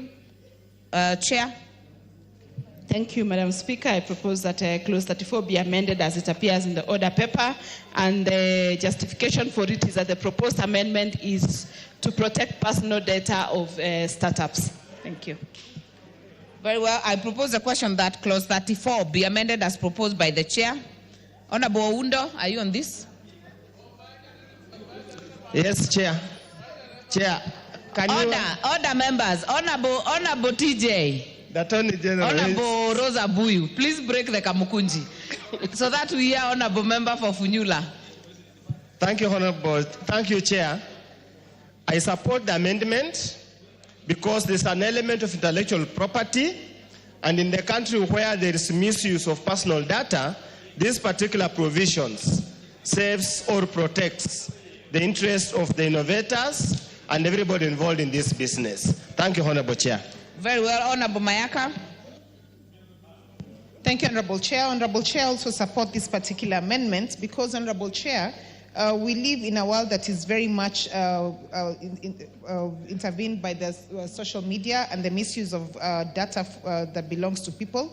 And therefore, this particular law is actually helping us to ensure that this is in line with the Data Protection Act, which is something that we should actually encourage as a House to have all laws that deal with people's data, that deal with intellectual property, that deal with innovations, that they're actually also in accordance to the provisions of the Data Protection Act. I therefore support. I thank you. Member for Nandi. Thank you, Honorable Speaker. I think my comments on this particular amendment have been captured by the honorable members who have spoken before me. Honorable Speaker, this is a very important part that caught my attention because the issue of data protection is very important, especially for these intellectual property matters that we have been having cases severally. We've had a lot of content creators and all those kind of people having issues with their content being copyrighted, Honorable Speaker, and I think this is very progressive, and I support the amendment. Honorable Geshimo. Honorable Member for Thika, you are out of order. Do not obstruct the chair. Thank you, Chair. As I support this, I abide myself with the sentiments that have been... Order, members. Member for Thika Town, Honorable Alice, you should not stand between the speaker or the chair with the member speaking. Honorable Geshimo, continue. I support and say for what the members have said. One of the reasons that I'm supporting is that the initial clause was purporting to amend another act, which is irregular. This provision just refers to the protection under the Data Protection Act, but you cannot seek in one act to amend another act. So that deletion was very important and to set the record straight and as per the law. Thank you. Very well. Honorable Elachi. Thank you, Chair. I also want to support, knowing very well, Chair, this is a startup when somebody is starting his or her business. And you can imagine how one can turn out and be malicious to just mess up that business. And so I know we have very many young people who are doing startups, and this will help them to protect not just their data, but to protect their businesses from AI. And in this House, we must be very critical in now dealing with misuse of technology and how people are using it. We must put in a law to bring a consent to say, before you use my face or anything, you must have gotten consent from that person. Thank you, Madam Speaker. Very well. Honorable Zamzam, are you on this? Asante sana Mheshimiwa Chair. Na mimi niweze pia kukokoteza kuwa kuweza kuprotect data ya wale ambao wanafanya mambo kwenye mtandao. Mheshimiwa Spika, lazima tuweze kupitisha sheria hii tuikokoteze kabisa. Mheshimiwa Spika, vijana wetu wanafanya mambo yao ya content creation, unapata wameibiwa, mwingine anachukua, kwa hivyo uhalisia wake unapotea Mheshimiwa Spika. Kwa hiyo itakuwa pia rahisi kumjua nani mwanzilishi wa kitu fulani na inakuwa wepesi kumfikia Mheshimiwa Spika. Wengine wameitumia vibaya, wametumia picha za watu vibaya, kwa hiyo mtu itakuwa anaweza kujulikana kuwa huyu ndo halisia lo anzisha hichi kitu, ama huyu ndo ambaye anaweza kubenefit na kitu chake ambacho ameanzisha mwenyewe. Asante sana Mheshimiwa Chair.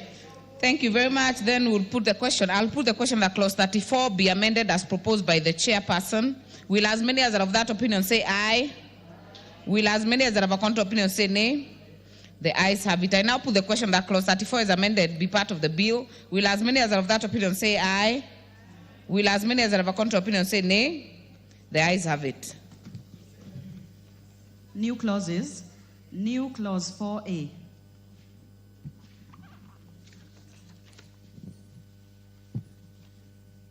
I propose the question that new clause 4A. Okay, before I go there, we will call the mover to move the second reading of the new clause. Honorable Keitani. Madam Speaker, propose that the new clause 4A be read a second time. I propose the question that new clause 4A be now read a second time. I therefore put the question that new clause 4A be now read a second time. Will as many as are of that opinion say aye? Aye. Will as many as are of a contrary opinion say nay? The ayes have it. I propose the question that the new clause 4A be part of the bill. I now put the question that new clause 4A be part of the bill. Will as many as are of that opinion say aye? Will as many as are of a contrary opinion say nay? The ayes have it. New clause 27A. Mover to move second reading. Thank you, Madam Speaker. I propose that new clause 27A be read a second time.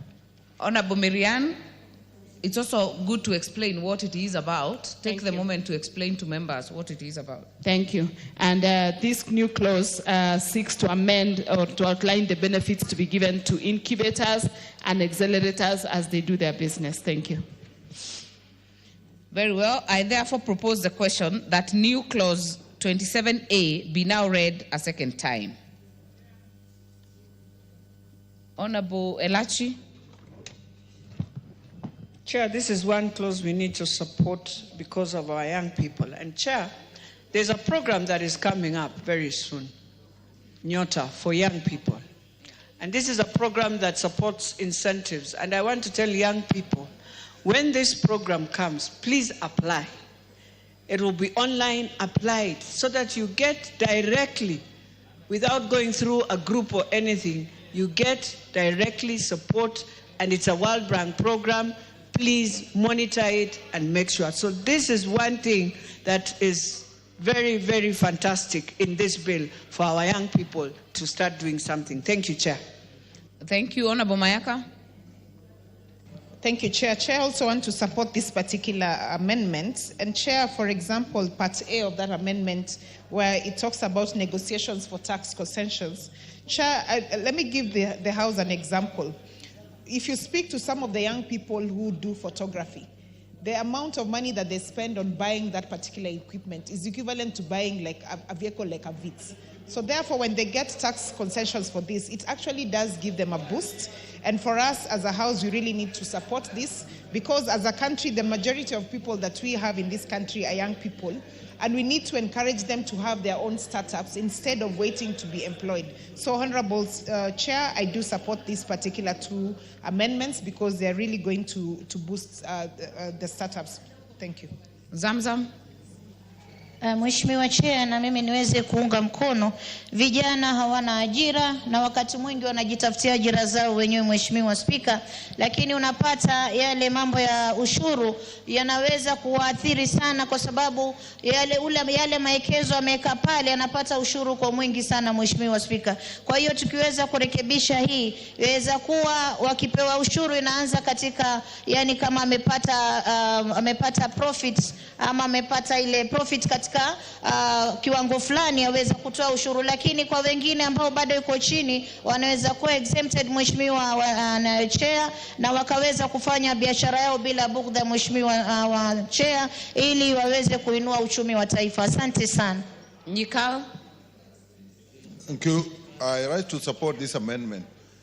Chair, this probably may be the most important amendment in the whole of this. When you are having startups, and it means you are starting something new, and if you look at A, you may be using unique machinery that actually has not been in the tax schedule. So then you really need to negotiate that. And if you look at B, the whole idea of searching anything new is doing research. So it is that research grant, and this is a grant and not a loan. This is what we'll support. I support this amendment, Madam Speaker. I will therefore propose a question that new clause 27A be part of the bill. It is important before I put the question, no. I will put the question that new clause 27A be now read a second time. Will as many as are of that opinion say aye? Will as many as are of a contrary opinion say nay? The ayes have it. I therefore propose the question that new clause 27A be part of the bill. Before I put the global question, it's important to note that Honorable KJ had a proposed amendment, which has been dropped. He's not in the House. So I will put the global question that the new clause 27A be part of the bill. Will as many as are of that opinion say aye? Will as many as are of a contrary opinion say nay? The ayes have it. New clause 29A. Mover.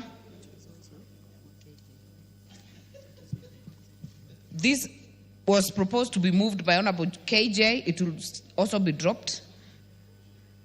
New clause 30A.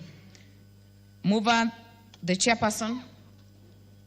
Thank you, Madam Chair. Propose that the new clause 30A be read a second time, and the justification for it is that this amendment aims to safeguard innovations and intellectual property rights of startups, because many of these startups don't get this kind of incentive, so this will help to protect their rights. Very well. I propose the question that new clause 30A be now read a second time. I put the question that new clause 30A be now read a second time. Will as many as are of that opinion say aye? Will as many as are of a contrary opinion say nay? The ayes have it.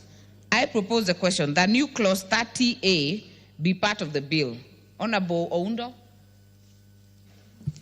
Chair, as the Vice Chair of the committee has pointed out, these innovators needs to be protected. Copywriting, fake, and all those kind of things. And that's why now this particular bill is ensuring that Kenya Industrial Property Institute takes all measures within its powers to make sure that the rights, the intellectual property rights of the innovators is protected. So this is now a challenge to the young people, even the old geezers like us who can innovate, that innovate as a startup, and therefore you will get protected by law. Thank you, Honorable Chair. Honorable Mayaka. Thank you, Honorable Chair. Chair, I do support this particular amendment. And Chair, I just want to remind the House about a particular issue that we did have between us and Japan when we were the attempt to have intellectual property on the Kyondo from Kenya. And I remember at that particular time, the issue that we had as a country, it was because they said of the novelty and us having being able to actually protect our intellectual property. And so, Honorable Chair, this is one of those things that is really going to help, especially people who come up with innovations, so that this is protected, and also including the intellectual property that is based on online.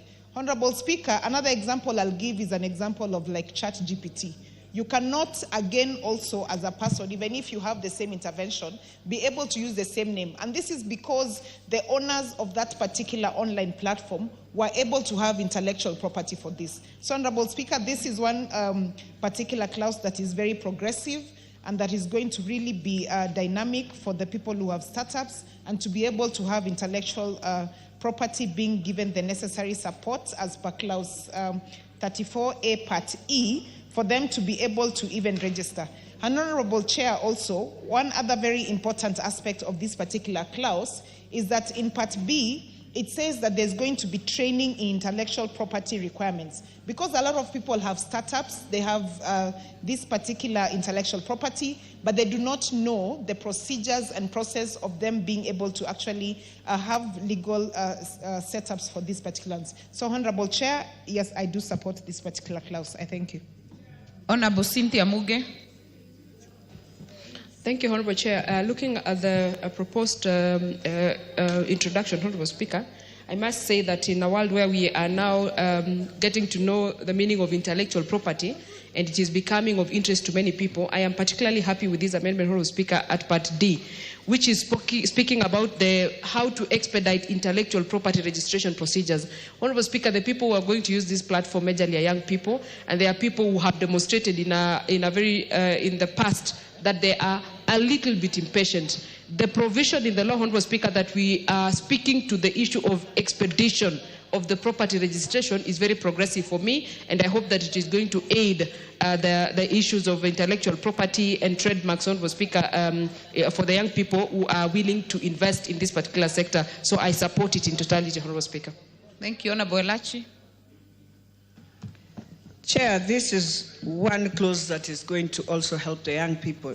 You imagine now, a man I respect so much, Elon Musk, coming in with what he's coming in. And you can imagine at that time how we will be off fiber, we will be off on the satellite. If you don't have such a clause to ensure that you protect the copyrights, the trade secrets, and many other things, valuable assets for young people, we will have a big challenge of plagiarism from each other. So this we support because of the young people, Madam Speaker. Thank you. Honorable Zamzam. Mheshimiwa Chair, na mimi niweze kuunga marekebisho haya, Mheshimiwa Chair, nikiweza kutia mfano kwa wale wa Masai ambao wamekuwa wakitengeza bidhaa zao halisia hapa Kenya, lakini unapata bidhaa zinanunuliwa na mataifa mengine, kisha wanakuja wanaweka ile label yao, wanaturegeshea hapa kwa bei ya juu sana, kama ambao hao ndo asilia waliotengeza, Mheshimiwa Chair. Kwa hiyo tukipitisha hii clause itakuwa imesaidia wengi ambao wana uhalisia kutengeza vitu vyao ili waweze kupata pesa zao kama vile inavyotakikana, Mheshimiwa Chair, na bila kuharibiwa. Yani wajua mtu anaanza na kuwa mbunifu yeye mwenyewe, kisha yale ambayo ameyabuni mtu mwingine anakuja anayabeba kama yake, Mheshimiwa Chair. Inakuwa wale ambao wanabuni huku katika Kenya wanakuwa wanadhalilishwa sana. Utapata hata kuna yule ambaye anajaribu kutoa mziki, utapata miziki ya mataifa mengine yamekuwa yale mambo ya copyright, lakini huku kwetu mtu ametoa mziki mzuri lakini unachukuliwa na mtu mwingine kisha na umiliki kama ambao ni wake, wakati halisia aliotunga mwanzo alikuwa ni mwingine, Mheshimiwa Chair. Kwa hiyo mimi naunga mkono tuweze kuwa protect katika hii clause. Asante sana. Finally on this, Honorable Geshimo. Honorable Chair, I support this amendment. Actually, this obligates the Kenya National, the agency, to make sure that all the startups have been taken through training so that they can be able to register their intellectual property with KIPI. And this will prevent them being taken advantage by the bigwigs. We remember the issue of the M-Pesa, where young people are taken advantage of by the main player, Safaricom. We also remember there are some young people during COVID who are doing bends that are usually done by multinationals, and they were also being taken advantage of. So this amendment will actually sort out those issues that actually they will be able to obligate the agency to take them through training and also register them with KIPI for them to reap the intended benefits from their innovations. Thank you, Chair. Very well. Allow me to put the question that the new clause 30A be part of the bill. Will as many as are of that opinion say aye? Will as many as are of a contrary opinion say nay? The ayes have it. New part 5A, comprising of new clauses 32A and 32B. Mover. Madam Speaker, propose that new part 5A be read a second time with amendments on clause 32A, and the amendment is by deleting the words cooperative development appearing in the subclause 1 and substituting therefore the word startup. And the rationale is to make reference to the correct name of the fund being established, that is the startup fund. The rationale for this new clause is to provide funding for commercialization of startups. All right, I will propose the question that the new clause 5A be now read a second time. Member for Funyula. This is a progressive amendment, and I want to thank the Vice Chair for noticing the typo that talked about corporate development fund instead of startup fund. I just want to let the people of Kenya know that there are also funds for this startup. It's from the government, county government, and the key players in this sector is Kenya National Innovation Agency and Kenya Industrial Estates. So whatever they need, any money for any kind of work, for any kind of thing, this is where to look for the money. Thank you, Honorable Chair. Thank you. I will propose the question that the new clause, I will now put the question that the new clause 5A be now read a second time. Will as many as are of that opinion say aye? Will as many as are of a contrary opinion say nay? The ayes have it. I propose the question that new clause 5A be part of the bill. I put the question that new clause 5A be part of the bill. Will as many as are of that opinion say aye? Will as many as are of a contrary opinion say nay? The ayes have it. New clause 34A. Mover. Thank you, Madam Chair. Propose that the new clause 34A be read a second time. And the justification for this amendment seeks to provide a penal provision in order for it to act as a deterrent of falsifying information. Thank you. I therefore propose the question that new clause 34A be now read a second time. Honorable Member for Nandi. Honorable Chair, if you look at clause 34A2, it has a very good provision, Honorable Chair, that does not talk about only the penalty, but it also says that in addition to any penalty referred to in the subsection 1, the court may order or prohibit the doing of any act to stop a continuing contravention. Honorable Chair, if you have noted, when things go to the court, people sometimes continue to earn or continue to benefit from the wrongs that they have done as the wheels of justice take time. So, Honorable Speaker, the subsection 34A2 is a very progressive provision that it will be able to help in prohibition of or any continuing contravention of the same. So I support this amendment, Honorable Chair. Very well. Honorable Mayaka. Thank you, Chair. Chair also support this particular amendment because from the onset, what we are trying to do is ensure that we are maintaining good practice and due process and good order, so that anybody who tries to do any contraventions or even tries to get startups into getting into businesses or get into innovations that are not actually legal, they can actually be discouraged from the offset, especially when they see what the consequences for that are. So I therefore support this amendment. I thank you. Thank you. Honorable Mizigi. Thank you very much, Chair, for this opportunity, and Happy New Year to everyone. I also want to support this amendment because looking at it, it's going to be a mitigating a measure to a lot of information that most of the time is controversial and brings a lot of complication when it comes to matters giving penalties. So I support. Honorable Nikau. I rise, Chair, to support this. This is actually very important, particularly relating to what we have passed on intellectual property, particularly TRIPS, trade-related intellectual property rights. That is actually where a lot of people lose out because you will have those trade-related rights and there's no punishment that goes with them. So I think this will go a long way in supporting that. Zamzam. Chair, hii section 2 naona niweze kuiunga mkono kwa sababu tunajua koti zetu huwa zinachukua muda sana kutoa uamuzi, na pengine kama mtu ameshtaki na bado biashara yake inazidi kudhurika akingoja matokeo ya koti, afadhali waweze kuweka ile sheria kuwa huyo mtu pia asimamishwe kama bado anafuatia kesi, Mheshimiwa Chair. Kwa hiyo mimi naiunga mkono hii. Ishimo. Chair, every law should not be made in vain, and in proper drafting, every law should have a penalty clause. The initial bill missed out on that, and that is why the introduction of the penalty clause in this bill is very, very important, whereby maybe regulations that will follow thereafter will also maybe cross-check, cross-refer in terms of the penalties. That is why this amendment is very crucial. Thank you, Chair.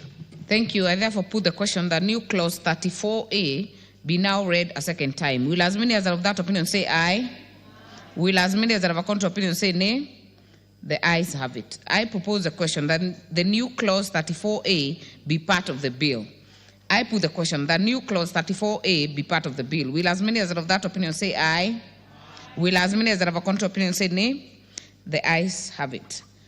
Honorable members, before we proceed to clause 2, I would like that we revisit clause 27A after consultation with the chair, and we'll just redo it again so that we include 27A, 27B, and 27C to be on record. New clause 27A, 27B, and 27C. I propose the question that clauses, it's moving, yeah. It's a new clause, so mover, kindly move with clarity on the three. Thank you, Madam Chair. I propose that the new clause 27A, 27B, and 27C be read a second time. And we had dealt with the 27A in terms of justification. For B, the justification is that the proposed amendment is aimed at attracting more investments for startups. And these startups, these investments are basically tax reliefs for startups. And this is basically for both the new investor and also the organizations that are willing to invest in startups. And as well for 27C, the amendment is aimed at enhancing clarity on persons eligible for this exemption that is captured in B. Thank you. I therefore propose the question that new clause 27A, B, and C be now read a second time. I put the question that the new clause 27A, 27B, and 27C be now read a second time. Will as many as are of that opinion say aye? Will as many as are of a contrary opinion say nay? The ayes have it. I propose the question that new clause 27A, 27B, and 27C be part of the bill. I now put the question that clauses 27A, 27B, and 27C be part of the bill. Will as many as are of that opinion say aye? Will as many as are of a contrary opinion say nay? The ayes have it. Clause 2. Mover? No. I propose the question that clause 2 be part of the bill. Vice Chair. Thank you, Madam Chair. I propose that clause 2 be amended as it appears in the order paper, and the justification for that is that the new definitions provide the meaning for various terms that are going to be used in the bill, and the amendment of the term also Cabinet Secretary is to clarify that since startups are MSMEs, the law will be implemented by the Cabinet Secretary responsible for micro and small enterprises. The deletion of the definition of County Executive Committee member is also to align with the proposed amendments in the bill, given that the law will be implemented by the national government in collaboration with other startup ecosystem players, including the county governments. And also that deletion of the definition startup incubator is for the cleanup of the bill because it is similar to the definition of incubator that is already defined. Thank you. Well, I now propose the question that clause 2 be part of the bill.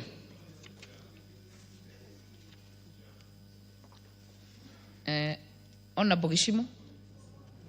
Chair, while considering this bill as a committee, we also found that there are quite a number of terms that were regularly used in the bill and had not been defined.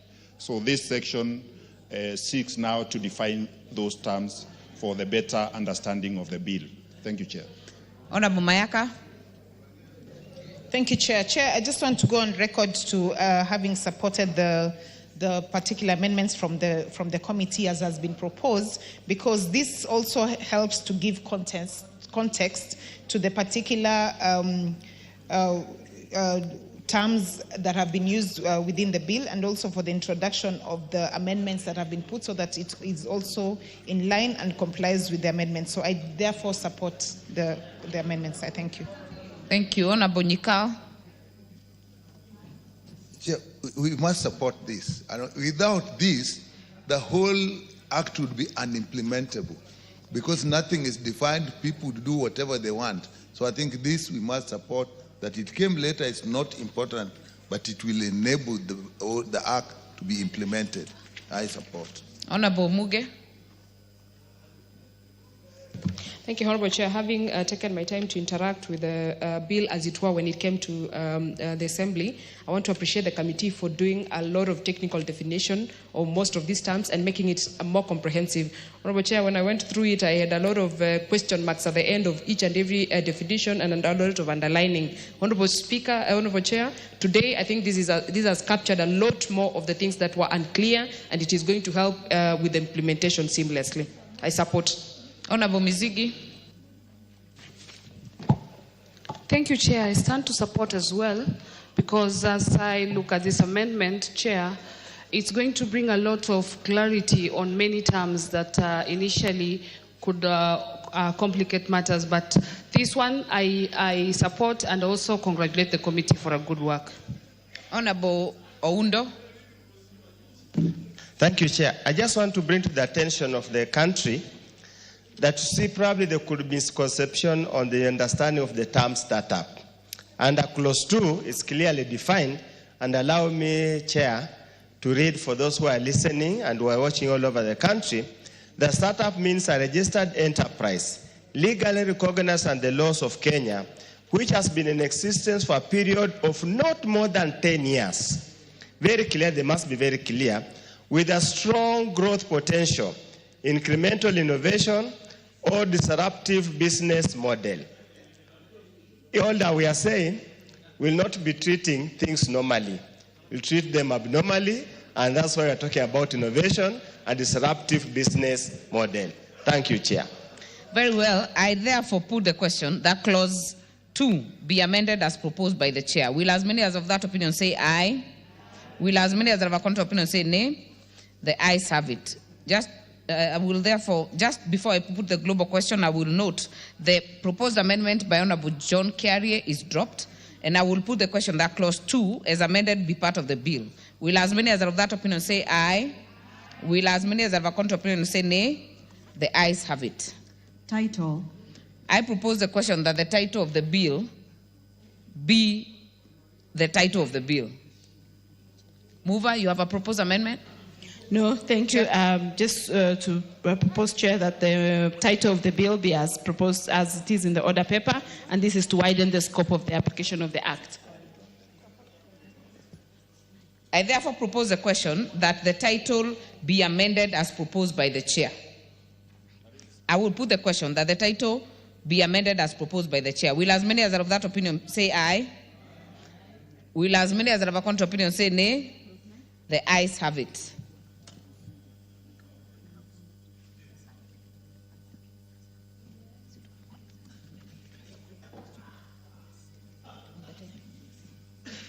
I now put the question that the title as amended be the title of the bill.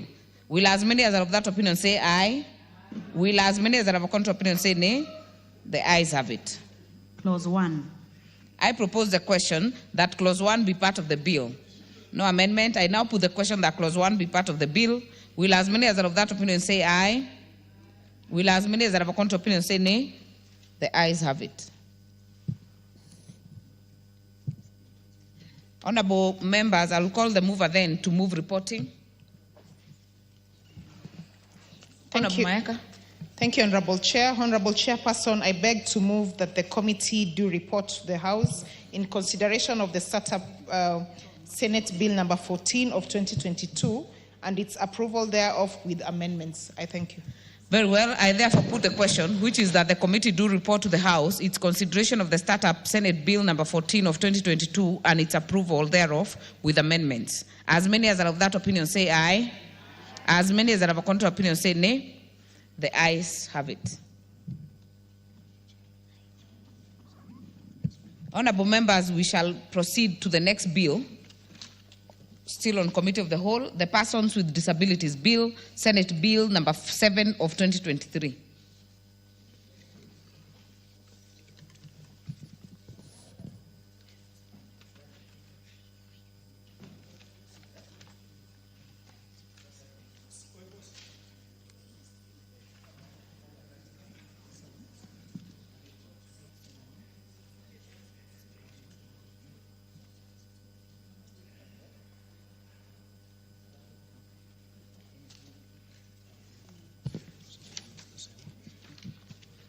We shall then begin.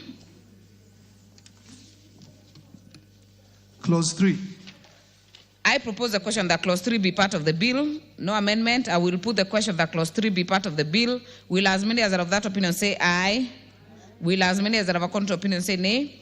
The ayes have it. Clause 4. I propose the question that Clause 4 be part of the bill. Mover, Chair, Committee on Social Protection. Thank Honorable you. Alice. Honorable Chair, I beg to move that Clause 4 of the bill be amended as per the order paper. The justification, the amendment seeks to obligate the national government to develop policies on the protection and promotion of the rights of persons with disability. And the amendment seeks to obligate the national government to promote inclusion and integration of persons with disability in schools. Very well. I propose the question that Clause 4 be amended as proposed by the Chair. Member for Nandi, are you on this? Yes, Chair. I like especially the replacement from welfare to the rights, because, Honorable Chair, we cannot continue treating the quality of the persons living with disability issues as something that can either be done or might not be done. It must be treated as an entitlement to them because they have a right. So, Honorable Chair, I support the amendments and particularly that part of it. Very well. Honorable Member for Mombasa. Mheshimiwa Chair, na mimi niweze kuunga kwa sababu tukitoa neno welfare na kuweka right inasisitiza kuwa hii ni haki yao. Lakini tukiacha welfare ilikuwa kidogo wanatatizika, wakati ambapo ni haki yao kupata huduma, ni haki yao kuangaliwa kama vile Wakenya wengine. Mheshimiwa Chair, na mimi naunga hapo. I therefore put the question that Clause 4 be amended. I therefore put the question that Clause 4 be amended as proposed by the Chair. Will as many as are of that opinion say aye? Will as many as are of a contrary opinion say nay? The ayes have it. I now put the question that Clause 4 as amended be part of the bill. Will as many as are of that opinion say aye? Will as many as are of a contrary opinion say nay? The ayes have it. Clause 5. I propose the question that Clause 5 be part of the bill. Mover. Honorable Chair, I beg to move that Clause 5 be amended as per the order paper. Justification, the amendment seeks to obligate the county government to develop policies on the protection and promotion of the rights of the persons with disability. Further, the amendments are necessary to align the bill with Article 58 of the Constitution, which provides that children have a right to free and compulsory basic education, which includes pre-primary education. I propose the question that Clause 5 be amended as proposed by the Chair. I put the question that Clause 5 be amended as proposed by the Chair. Will as many as are of that opinion say aye? Will as many as are of a contrary opinion say nay? The ayes have it. I now put the question that Clause 5 as amended be part of the bill. Will as many as are of a contrary opinion say nay? The ayes have it. Clause 6. I propose the question that Clause 6 be part of the bill. Mover. Honorable Chair, I beg to move Clause 6 be amended as per the order paper. Justification, the amendment is necessary to align the Clause 6 with the provision of Article 2(1) of the Constitution on equality and freedom of discrimination. I therefore propose the question that Clause 6 be amended as proposed by the Chair.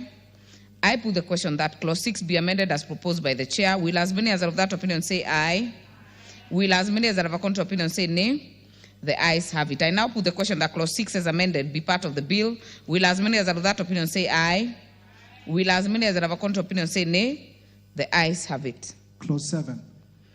I propose the question that clause 7 be part of the bill. No amendment. I put the question that clause 7 be part of the bill. Will as many as are of that opinion say aye? Will as many as are of a contrary opinion say nay? The ayes have it. Clause 8. I propose the question that clause 8 be part of the bill. Mover. Honorable Chair, I beg to move that clause 8 of the bill be amended as per the order paper.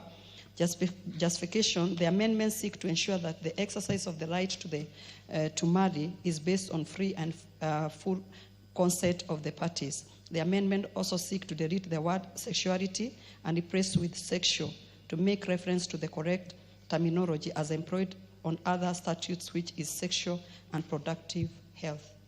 I therefore propose the question that clause 8 be amended as proposed by the chair. I put the question that clause 8 be amended as proposed by the chair. Will as many as are of that opinion say aye? Aye. Will as many as are of a contrary opinion say nay? The ayes have it. I now put the question that clause 8 as amended be part of the bill. Will as many as are of that opinion say aye? Aye. Will as many as are of a contrary opinion say nay? The ayes have it. Clauses 9 and 10. I propose the question that clauses 9 and 10 be part of the bill. No amendment. I put the question that clauses 9 and 10 be part of the bill. Will as many as are of that opinion say aye? Aye. Will as many as are of that contrary opinion say nay? The ayes have it. Clause 11. I propose the question that clause 11 be part of the bill. Mover. Honorable Chair, I beg to move that clause 11 be amended by as the order paper. The amendments seek to align the bill with the provision of the Basic Education Act, which recognizes the right of every child to access quality and inclusive education. I therefore propose the question that clause 11 be amended as proposed by the chair. I put the question that clause 11 is amended. I put the question that clause 11 be amended as proposed by the chair. Will as many as are of that opinion say aye? Will as many as are of a contrary opinion say nay? The ayes have it. I therefore put the question that clause 11 as amended be part of the bill. And before I put the global question, it's important to note that there was a proposed amendment by Honorable Member for Mathare, which will be dropped since he's not in the House to prosecute. I will therefore put the question that clause 11 as amended be part of the bill. Will as many as are of that opinion say aye? Will as many as are of that contrary opinion say nay? The ayes have it. Clauses 12, 13, 14, 15, 16, 17, 18, and 19. I propose the question that clauses 12, 13, 14, 15, 16, 17, 18, and 19 be part of the bill. I put the question that clauses 12, 13, 14, 15, 16, 17, and 18, and 19 be part of the bill. Will as many as are of that opinion say aye? Will as many as are of a contrary opinion say nay? The ayes have it. Clause 20. There was a proposed amendment by member for Mathare. It is dropped. I propose the question that clause 20 be part of the bill. Chair. Honorable Chair, I beg to move that clause 20 of the bill be amended as per the order paper. The justification: the amendments seek to make reference to the correct terminology, which is adaptive technologies. This shall ensure that the council, in consultation with relevant government establishment, shall guarantee that running institutions provide individualized support measures, appropriate equipment, assistive devices, adaptive technology that maximizes academic and social development, consistent with the goal of full inclusion of adults with disability. I therefore propose the question that clause 20 be amended as proposed by the chair. Member for Nandi. Honorable Chair, I have nothing useful to add to this amendment, but I want to thank the committee for saving this Honorable House the embarrassment of having the wrong terminology, Honorable Chair, while it is actually sort of straightforward, but I thank the committee for noting that. Thank you, Honorable Chair. I support. Honorable Elachi. Thank you, Chair. Chair, this is one amendment that I'm hoping, even as we do NCGTF, we can now see how to support. Because you find that many of our children who are in school at the moment, and especially when they are doing their exams. Let me just give an example of the blind. You find it is so difficult to just have the devices that are needed for them to have this, to be doing their exams, even just their photocopier.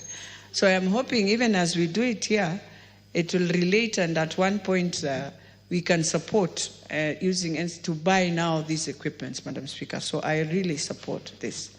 Member for Mombasa.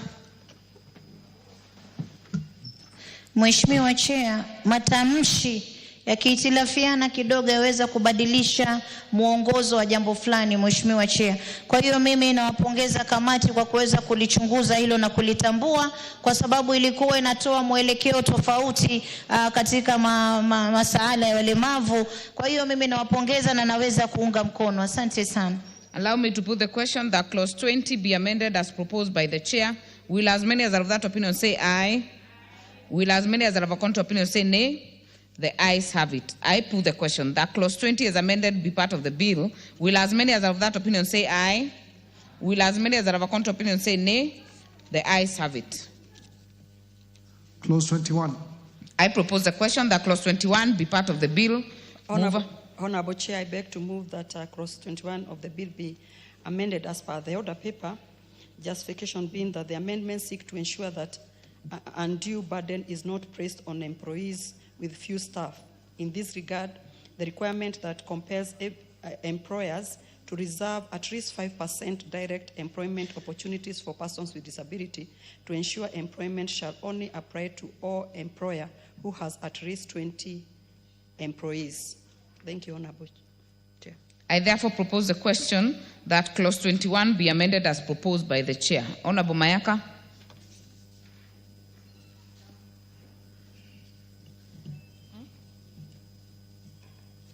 Thank you, Chair. Chair, I also want to support this particular amendment because, Chair, it does make mathematical sense that we start the 5% definition from a number of at least 20 employees. So this makes total sense that they have included it. Thank you. Very well. Honorable Zamzam, are you on this? Mheshimiwa Chair, mpaka sasa walemavu katika makampuni wajapewa kipaumbele, Mheshimiwa Chair, na mimi napenda kushukuru kamati ambayo imepanga mambo haya kuwa 5%, yani katika watu 20 angaa kuna watu 5 ambao wanaweza kuandikwa kazi kama walemavu. Walemavu wameachwa nje sana katika makampuni, na mimi napenda kuwapongeza sana kuweza kuwapatia hii nafasi, lakini sio hiyo tu, tukokateze kuwa wapewe hizo nafasi, manake mpaka sasa makampuni mengi hayajawapa walemavu nafasi za kazi. Na mimi nazungumzia hasa ndani ya Mombasa County, walemavu wameachwa nje. Katika kampuni unapata wale wahudumu wote ni watu ambao wana usawa katika maumbile, na walemavu wameachwa nje. Kwa hiyo napongeza sana hii kamati. Asante sana. Very well. Honorable Elachi. Chair, this is one part I will tell you we have really misused, even as political parties. Chair, you realize in all, even when you look at our county assemblies, we have made it as a joke. And I'm hoping the 20 is not just about employment. It is in everywhere where we must ensure now inclusivity is done.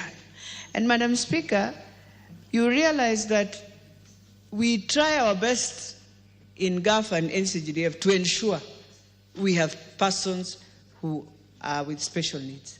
But in all these other sectors, even in the appointments of the president, you'll still find the same challenge. And I'm hoping the PSS who are going to be employed now, when they do their interviews, we are going to ensure this happens. It has to happen with us now. And if indeed they have not really shortlisted many of them, they should start thinking, so that we become serious with persons living with disability. But the other challenge we face, Madam Speaker, as I support this, is that for us, by accident, by anything, because I've realized again we are taking advantage of people who are born with such challenges. I know, yes, when you get an accident, you get into the same challenge. So we have to look at all of them, because at that time you also become you have the same challenge. So let us look at all of them. But when you heal, also and you see you are moving, kindly pray to God that you go back and become the right person, because God has healed you. Do not remain. But one thing we also need to tell them is it is time every person with disability, let them have the disability council card without questions, without all this. It has to start from there as we move to this. Thank you, Madam Speaker. Honorable members, allow me to put the question that clause 21 be amended as proposed by the chair. Will as many as of that opinion say aye? Will as many as are of a contrary opinion say nay? The ayes have it. I now put the question that clause 21 as amended be part of the bill. Will as many as of that opinion say aye? Will as many as are of a contrary opinion say nay? The ayes have it. Clauses 22, 23, and 24. I propose the question that clauses 22, 23, and 24 be part of the bill. I now put the question that clauses 22, 23, and 24 be part of the bill. Will as many as are of that opinion say aye? Will as many as are of a contrary opinion say nay? The ayes have it. Clause 25. I propose the question that clause 25 be part of the bill. Mover. Honorable Chair, I beg to move that clause 25 of the bill be amended as per the order paper. Justification that the amendment create clarity as to processes and structure for delivering health service to persons with disability, and compels national and county government to put into place mechanisms that shall ensure prompt attendance by medical personnel to persons with disability. I propose the question that clause 25 be amended as proposed by the chair. I put the question that clause 25 be amended as proposed by the chair. Will as many as have that opinion say aye? Will as many as have a contrary opinion say nay? The ayes have it. I now put the question that clause 25 as amended be part of the bill. Will as many as have that opinion say aye? Will as many as have a contrary opinion say nay? The ayes have it. Clause 26. I propose the question that clause 26 be part of the bill. Mover. Honorable Chair, I beg to move that clause 26 of the bill be amended as per the order paper. Justification being that the amendment create clarity on the right of the access to information and communication technology service by persons with disability. Additionally, the amendment obligates the Communication Authority of Kenya, which is the regulator, to develop regulation on maintenance of low levels of risk to persons who have photosensitive epilepsies by television broadcasters. I propose the question that clause 26 be amended as proposed. I put the question that clause 26 be amended as proposed by the chair. Will as many as of that opinion say aye? Will as many as have a contrary opinion say nay? The ayes have it. I now put the question that clause 26 be as amended be part of the bill. Will as many as of that opinion say aye? Will as many as have a contrary opinion say nay? The ayes have it. Clause 27. I propose the question that clause 27 be part of the bill. I put the question that clause 27 be part of the bill. Will as many as are of that opinion say aye? Will as many as are of a contrary opinion say nay? The ayes have it. Clause 28. I propose the question that clause 28 be part of the bill. Mover. Honorable Chair, I beg to move that clause 28 of the bill be amended as per the order paper. Justification, the amendment aligns clause 28 of the bill with Article 7 of the Constitution, which recognizes the use of Kenya Sign Language. I propose the question that clause 28 be amended as proposed by the chair. Honorable Pareyo. Are you on this one? If not, I put the question that clause 28 be amended as proposed by the chair. Will as many as of that opinion say aye? Will as many as have a contrary opinion say nay? The ayes have it. I now put the question that clause 28 as amended be part of the bill. Will as many as of that opinion say aye? Will as many as have a contrary opinion say nay? The ayes have it. Clause 29. I propose the question that clause 29 be part of the bill. Mover. Honorable Chair, I beg to move that clause 29 of the bill be amended as per the order paper. Justification being the amendment align clause 29 of the bill with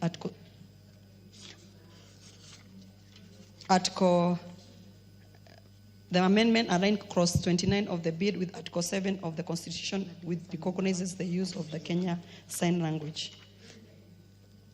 I propose the question that clause 29 be amended as proposed by the chair. I put the question that clause 29 be amended as proposed by the chair. Will as many as of that opinion say aye? Will as many as have a contrary opinion say nay? The ayes have it. I put the question that clause 29 as amended be part of the bill. Will as many as of that opinion say aye? Will as many as have a contrary opinion say nay? The ayes have it. Clauses 30, 31, 32, 33, 34, 35, 36, 37, 38, 39, 40, 41, 42, 43, and 44. I propose the question that clauses 30, 31, 32, 33, 34, 35, 36, 37, 38, 39, 40, 41, 42, 43, and 44 be part of the bill.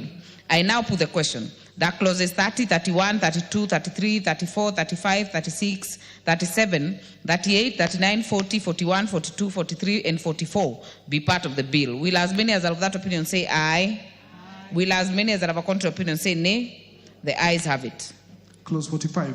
I propose the question that clause 45 be part of the bill. Mover. Honorable Chair, I beg to move that clause 45 of the bill be amended as per the order paper. Justification: the amendments seek to align the term of office of Executive Director of the Council with Mwongozo guideline for all state corporation, which is in a term of 3 years, renewable once. Thank you. I propose the question that clause 45 be amended as proposed by the chair. I put the question that clause 45 be amended as proposed by the chair. Will as many as of that opinion say aye? Will as many as of a contrary opinion say nay? The ayes have it. I now put the question that for clause 45 as amended be part of the bill. Will as many as of that opinion say aye? Will as many as of a contrary opinion say nay? The ayes have it. Clauses 46, 47, 48, and 49. I propose the question that clauses 46, 47, 48, and 49 be part of the bill. I put the question that clauses 46, 47, 48, and 49 be part of the bill. Will as many as of that opinion say aye? Will as many as of a contrary opinion say nay? The ayes have it. Clause 50. I propose the question that clause 50 be part of the bill.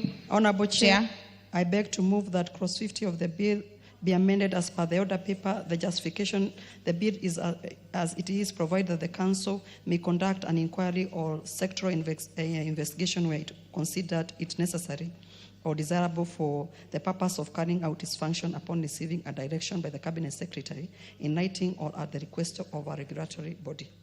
I propose the question that clause 50 be amended as proposed by the chair. I put the question that clause 50 be amended as proposed by the chair. Will as many as that opinion say aye? Will as many as have a contrary opinion say nay? The ayes have it. I now put the question that clause 50 as amended be part of the bill. Will as many as have that opinion say aye? Will as many as have a contrary opinion say nay? The ayes have it. Clauses 51, 52, 53, 54, and 55. I propose the question that clauses 51, 52, 53, 54, and 55 be part of the bill.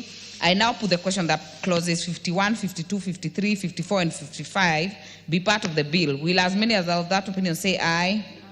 Will as many as have a contrary opinion say nay? The ayes have it. Clause 56. I propose the question that clause 56 be part of the bill. Mover. Honorable Chair, I beg to move that clause 56 of the bill be amended as per the order paper.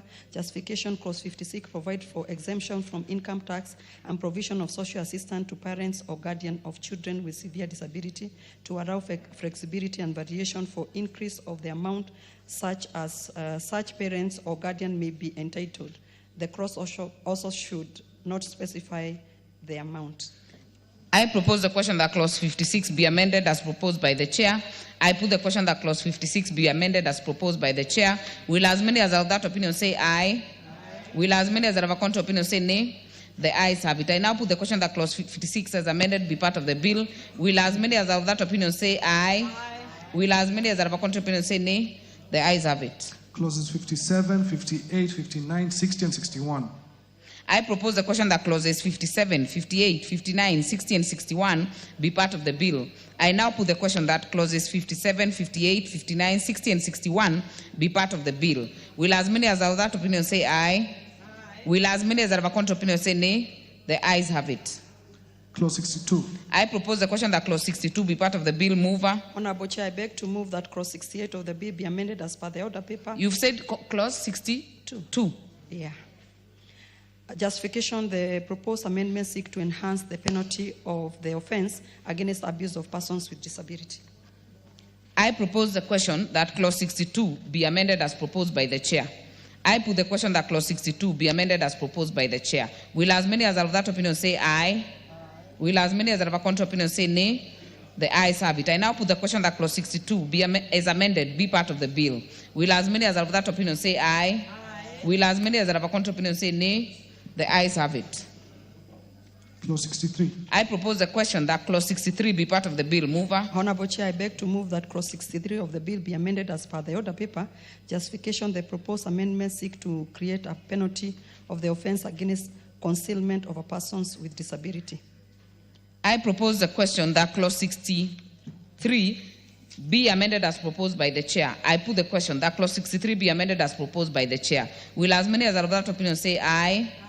Will as many as are of a contrary opinion say nay? The ayes have it. I now put the question that clause 63 as amended be part of the bill. Will as many as are of that opinion say aye? Will as many as are of a contrary opinion say nay? The ayes have it. Clause 64.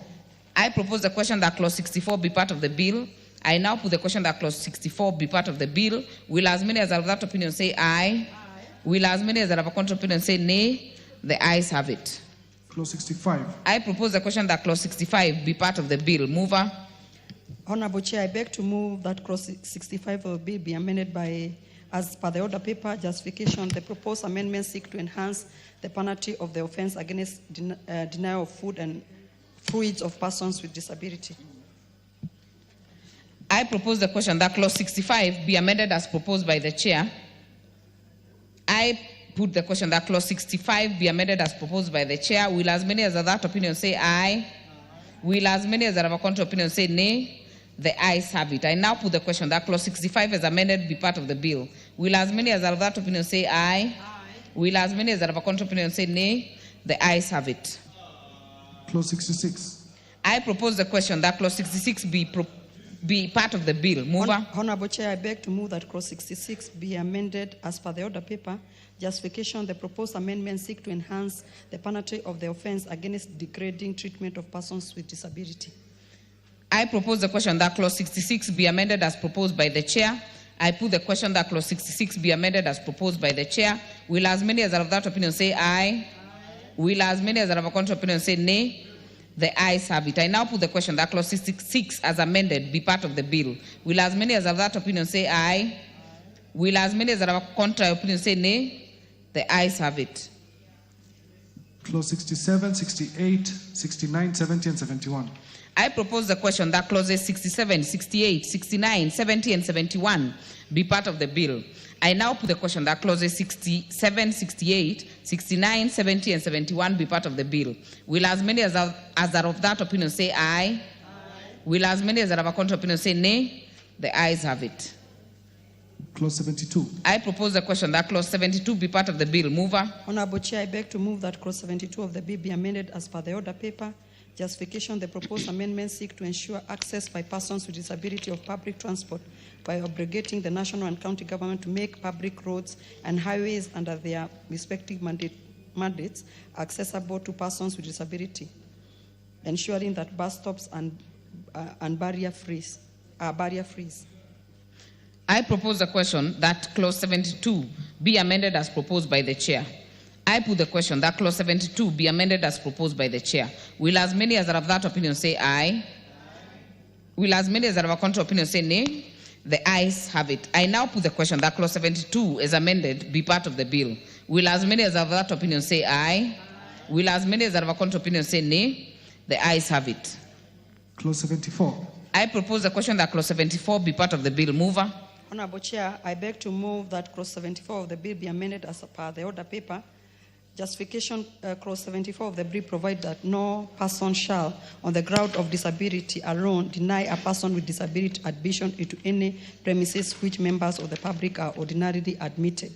The use of the word alone in clause 74 implies that where there exists another ground, a person with disability may be discriminated, hence the proposal to delete the word.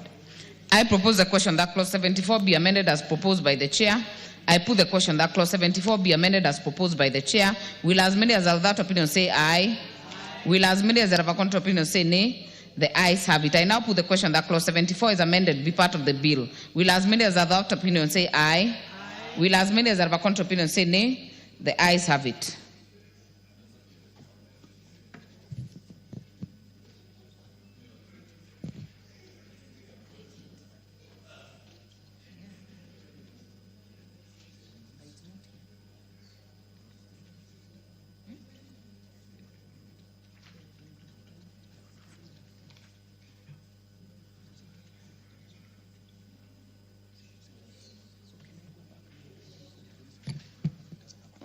Honorable members, before we go to the next one, allow me to go back to clause 73. It has no amendment.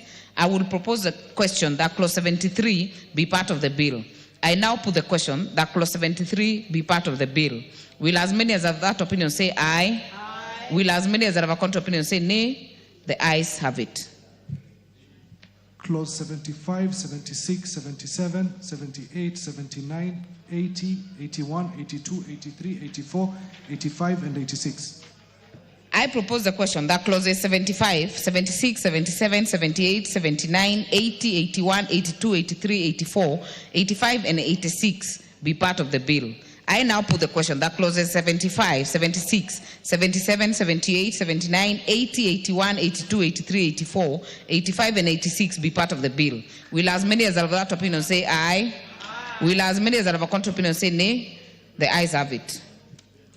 New clause 36A. Mover. Honorable Chair, I beg to move that new clause 36A be read a second time as per the order paper. I therefore propose a question that new clause 36A be now read a second time. I put the question that new clause 36A be now read a second time. Will as many as have that opinion say aye? Aye. Will as many as have a contrary opinion say nay? The ayes have it. I propose the question that new clause 36A be part of the bill. I now put the question that new clause 36A be part of the bill. Will as many as have that opinion say aye? Aye. Will as many as have a contrary opinion say nay? The ayes have it. New clause 66A. Mover. Honorable Chair, I beg to move that new clause 66A be read a second time. I propose the question that new clause 66A be now read a second time. I put the question that new clause 66A be now read a second time. Will as many as have that opinion say aye? Aye. Will as many as have a contrary opinion say nay?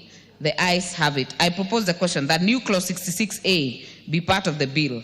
I put the question that new clause 66A be part of the bill. Will as many as have that opinion... Hold on.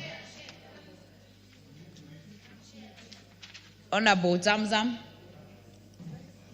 Mheshimiwa Chair, kwanza niweze kurekebisha matamshi yangu ya mwanzo clause 21 ambapo nilisema badala niseme mtu mmoja nikasema watu 5 kwa watu 20. Kwa hiyo ni mlemavu mmoja kwa waajiriwa 20 awe anaweza kupewa nafasi. Kisha clause 66A.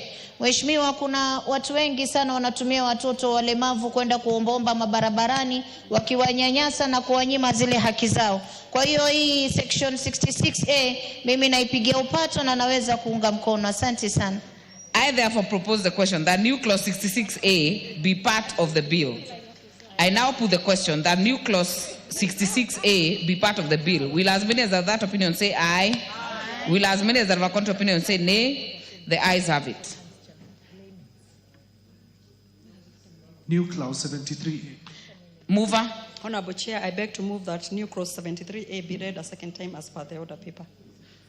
I propose the question that new clause 73A be now read a second time. I put the question that new clause 73A be now read a second time. Will as many as have that opinion say aye? Aye. Will as many as have a contrary opinion say nay? The ayes have it. I propose the question that new clause 73A be part of the bill. I put the question that new clause 73A be part of the bill. As many as have that opinion say aye? Aye. Will as many as have a contrary opinion say nay? The ayes have it. First schedule. I propose the question that the first schedule be the schedule of the bill. I put the question that the first schedule be the schedule of the bill. Will as many as have that opinion say aye? Aye. Will as many as have a contrary opinion say nay? The ayes have it. Second schedule. I propose the question that the second schedule be the schedule of the bill. I put the question that the second schedule be the schedule of the bill. Will as many as have that opinion say aye? Aye. Will as many as have a contrary opinion say nay? The ayes have it. Clause 2. I propose the question that clause 2 be part of the bill. There is a proposed amendment by member for Madare which will be dropped. So we will prosecute as if it has no amendment. Honorable members, I therefore put the question that clause 2 be part of the bill. Will as many as have that opinion say aye?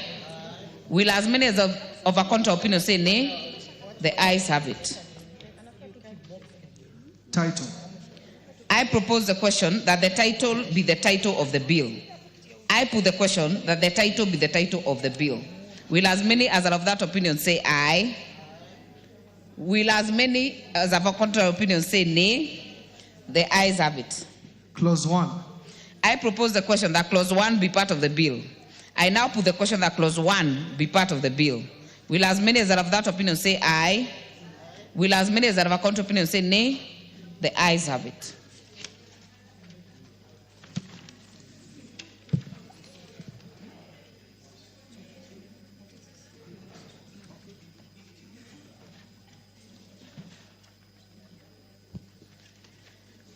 I will therefore call the mover.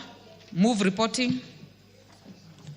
Honorable Chair, I beg to move that the committee do report to the House its consideration of the Persons with Disability Bill, Senate Bill number 7 of 2023, and its approval thereof with amendments.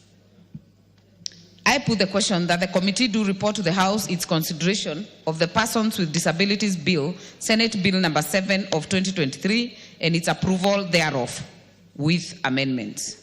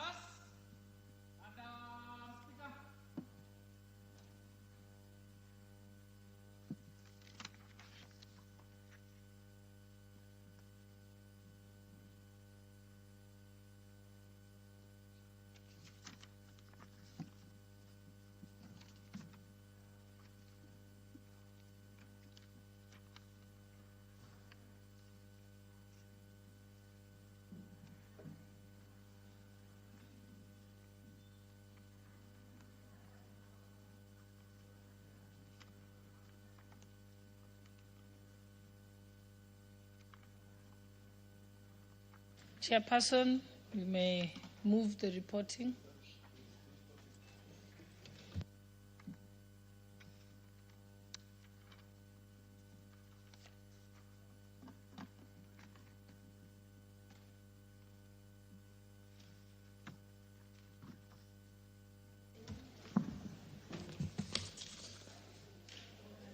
Honorable Speaker, I beg to report that the Committee of the Whole House has considered the Startup Senate Bill number 14 of 2022. Okay. Honorable Speaker, I beg to retake that. Honorable Speaker, I beg to report that the Committee of the Whole House has considered the Persons with Disabilities Bill, Senate Bill number 7 of 2023, and approved the same with amendments.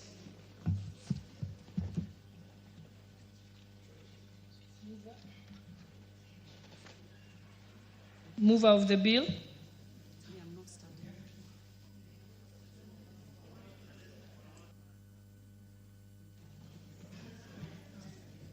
Honorable Speaker, I beg to move that the House do agree with the committee in the said report, and I also request the Honorable Zamzam to second the motion for agreement with the report of the Committee of the Whole House. We have a bit of an error. I think we might have to restart that. I think I'd ask the chairperson, because we should be on the startup bill, not the people with disability bill. Okay, so I think we can retake it again, chairperson. Honorable Speaker, I beg to report that the Committee of the Whole House has considered the Startup Senate Bill number 14 of 2022 and approved the same with amendments. The mover now may proceed to move. Honorable Speaker, I beg to move that the House do agree with the committee in the said report. I also request Honorable Zamzam to second the motion for agreement with the report of the Committee of the Whole House. Mheshimiwa Spika, niweze kumuunga mkono na bili hii vile tumeweza kuirekebisha, naunga mkono na iweze kufanya kazi. Asante Mheshimiwa Spika.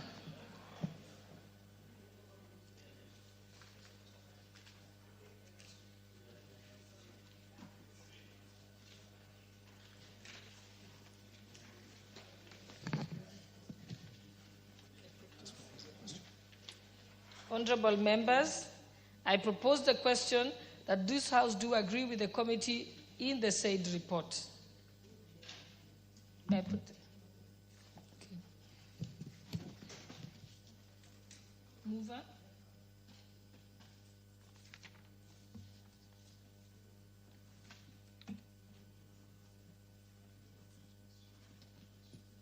Honorable Speaker, I beg to move that the motion for agreement with the report of the Committee of the Whole House be amended by inserting the words subject to recommittal of Clause 9, and I request Honorable Irene Mayaka to second the motion. Thank you, Honorable Speaker. I second.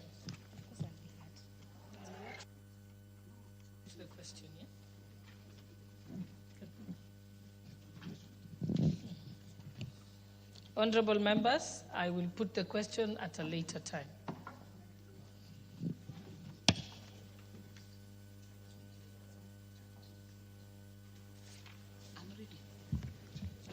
Honorable Speaker, I beg to report that the Committee of the Whole House has considered the Persons with Disabilities Bill, Senate Bill number 7 of 2023, and approved the same with amendments.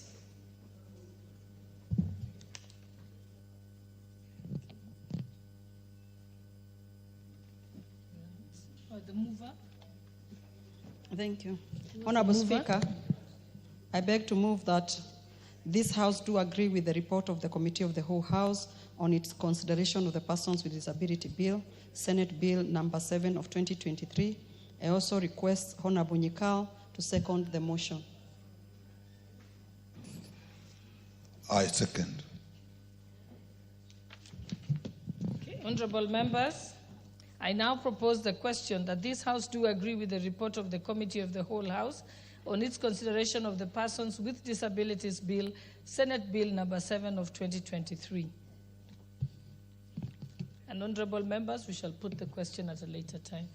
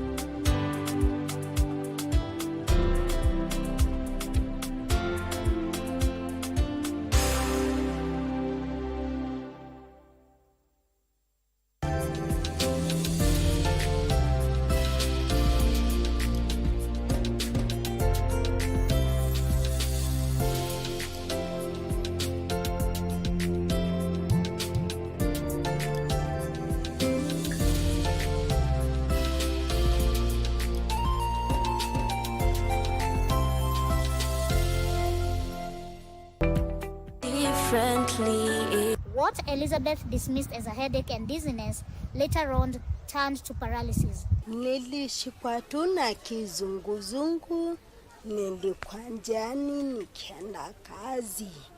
Saa vile nilishindwa kwenda nilirudi. Saa ikakuwa nilianza kukosa kuona. Nilitumia scratches for a while. Juu ya hiyo undu ili wakati nilikatwa niliambiwa nikae for some time. When people lose a limb due to accidents or other reasons, we give them a new limb so they can walk again.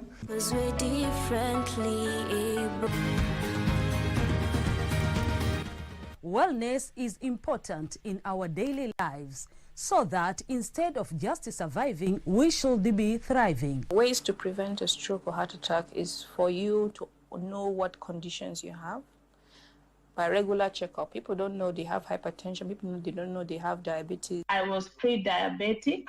I was afraid of getting lifestyle diseases because I come from a family that has lifestyle diseases. How do you know if your cough is due to a serious condition?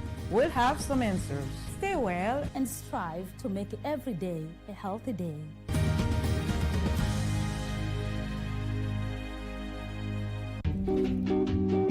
wakanichapa, wakaniumiza. Hata grandsons wake ndo walikuwa anasema, "Auntie amefanya nini, msamee, usimchape." Wacha huyu msichana atwangwe. Wacha kumutwe. Wacha kumutwe. Unasema nilikuwa nimekuajiri kazi. Ndio. Ninaishi wapi? Ninaishi Kilelesho. Kweli? Ndio. Kwani kuna Kilelesho wangapi? Mimi simjui. 3 years. Yes, 3 years. Wacha hajui where she was living. Najui barabara inaitwa. Najui barabara inaitwa. Wewe. Makalio ikaumia. Na mkamfukuza usiku. Ni reasonable doubt. Iko hapa kama ex. Leta hiyo makalio tuone. Umemaliza maswali? Umemaliza swali. Uko wapi tukichapa? Nilikuwa kwa mliango nikakuja kusaidia, mkaniambia you will be in the mix. Mimi nikawacha. Ati nitakuwa kwa mix. Yaani watanichapa pia au. Tuendelee. Yes, obviously, she left me back. Kuuliza nini? Ameniuliza kama huyo msichana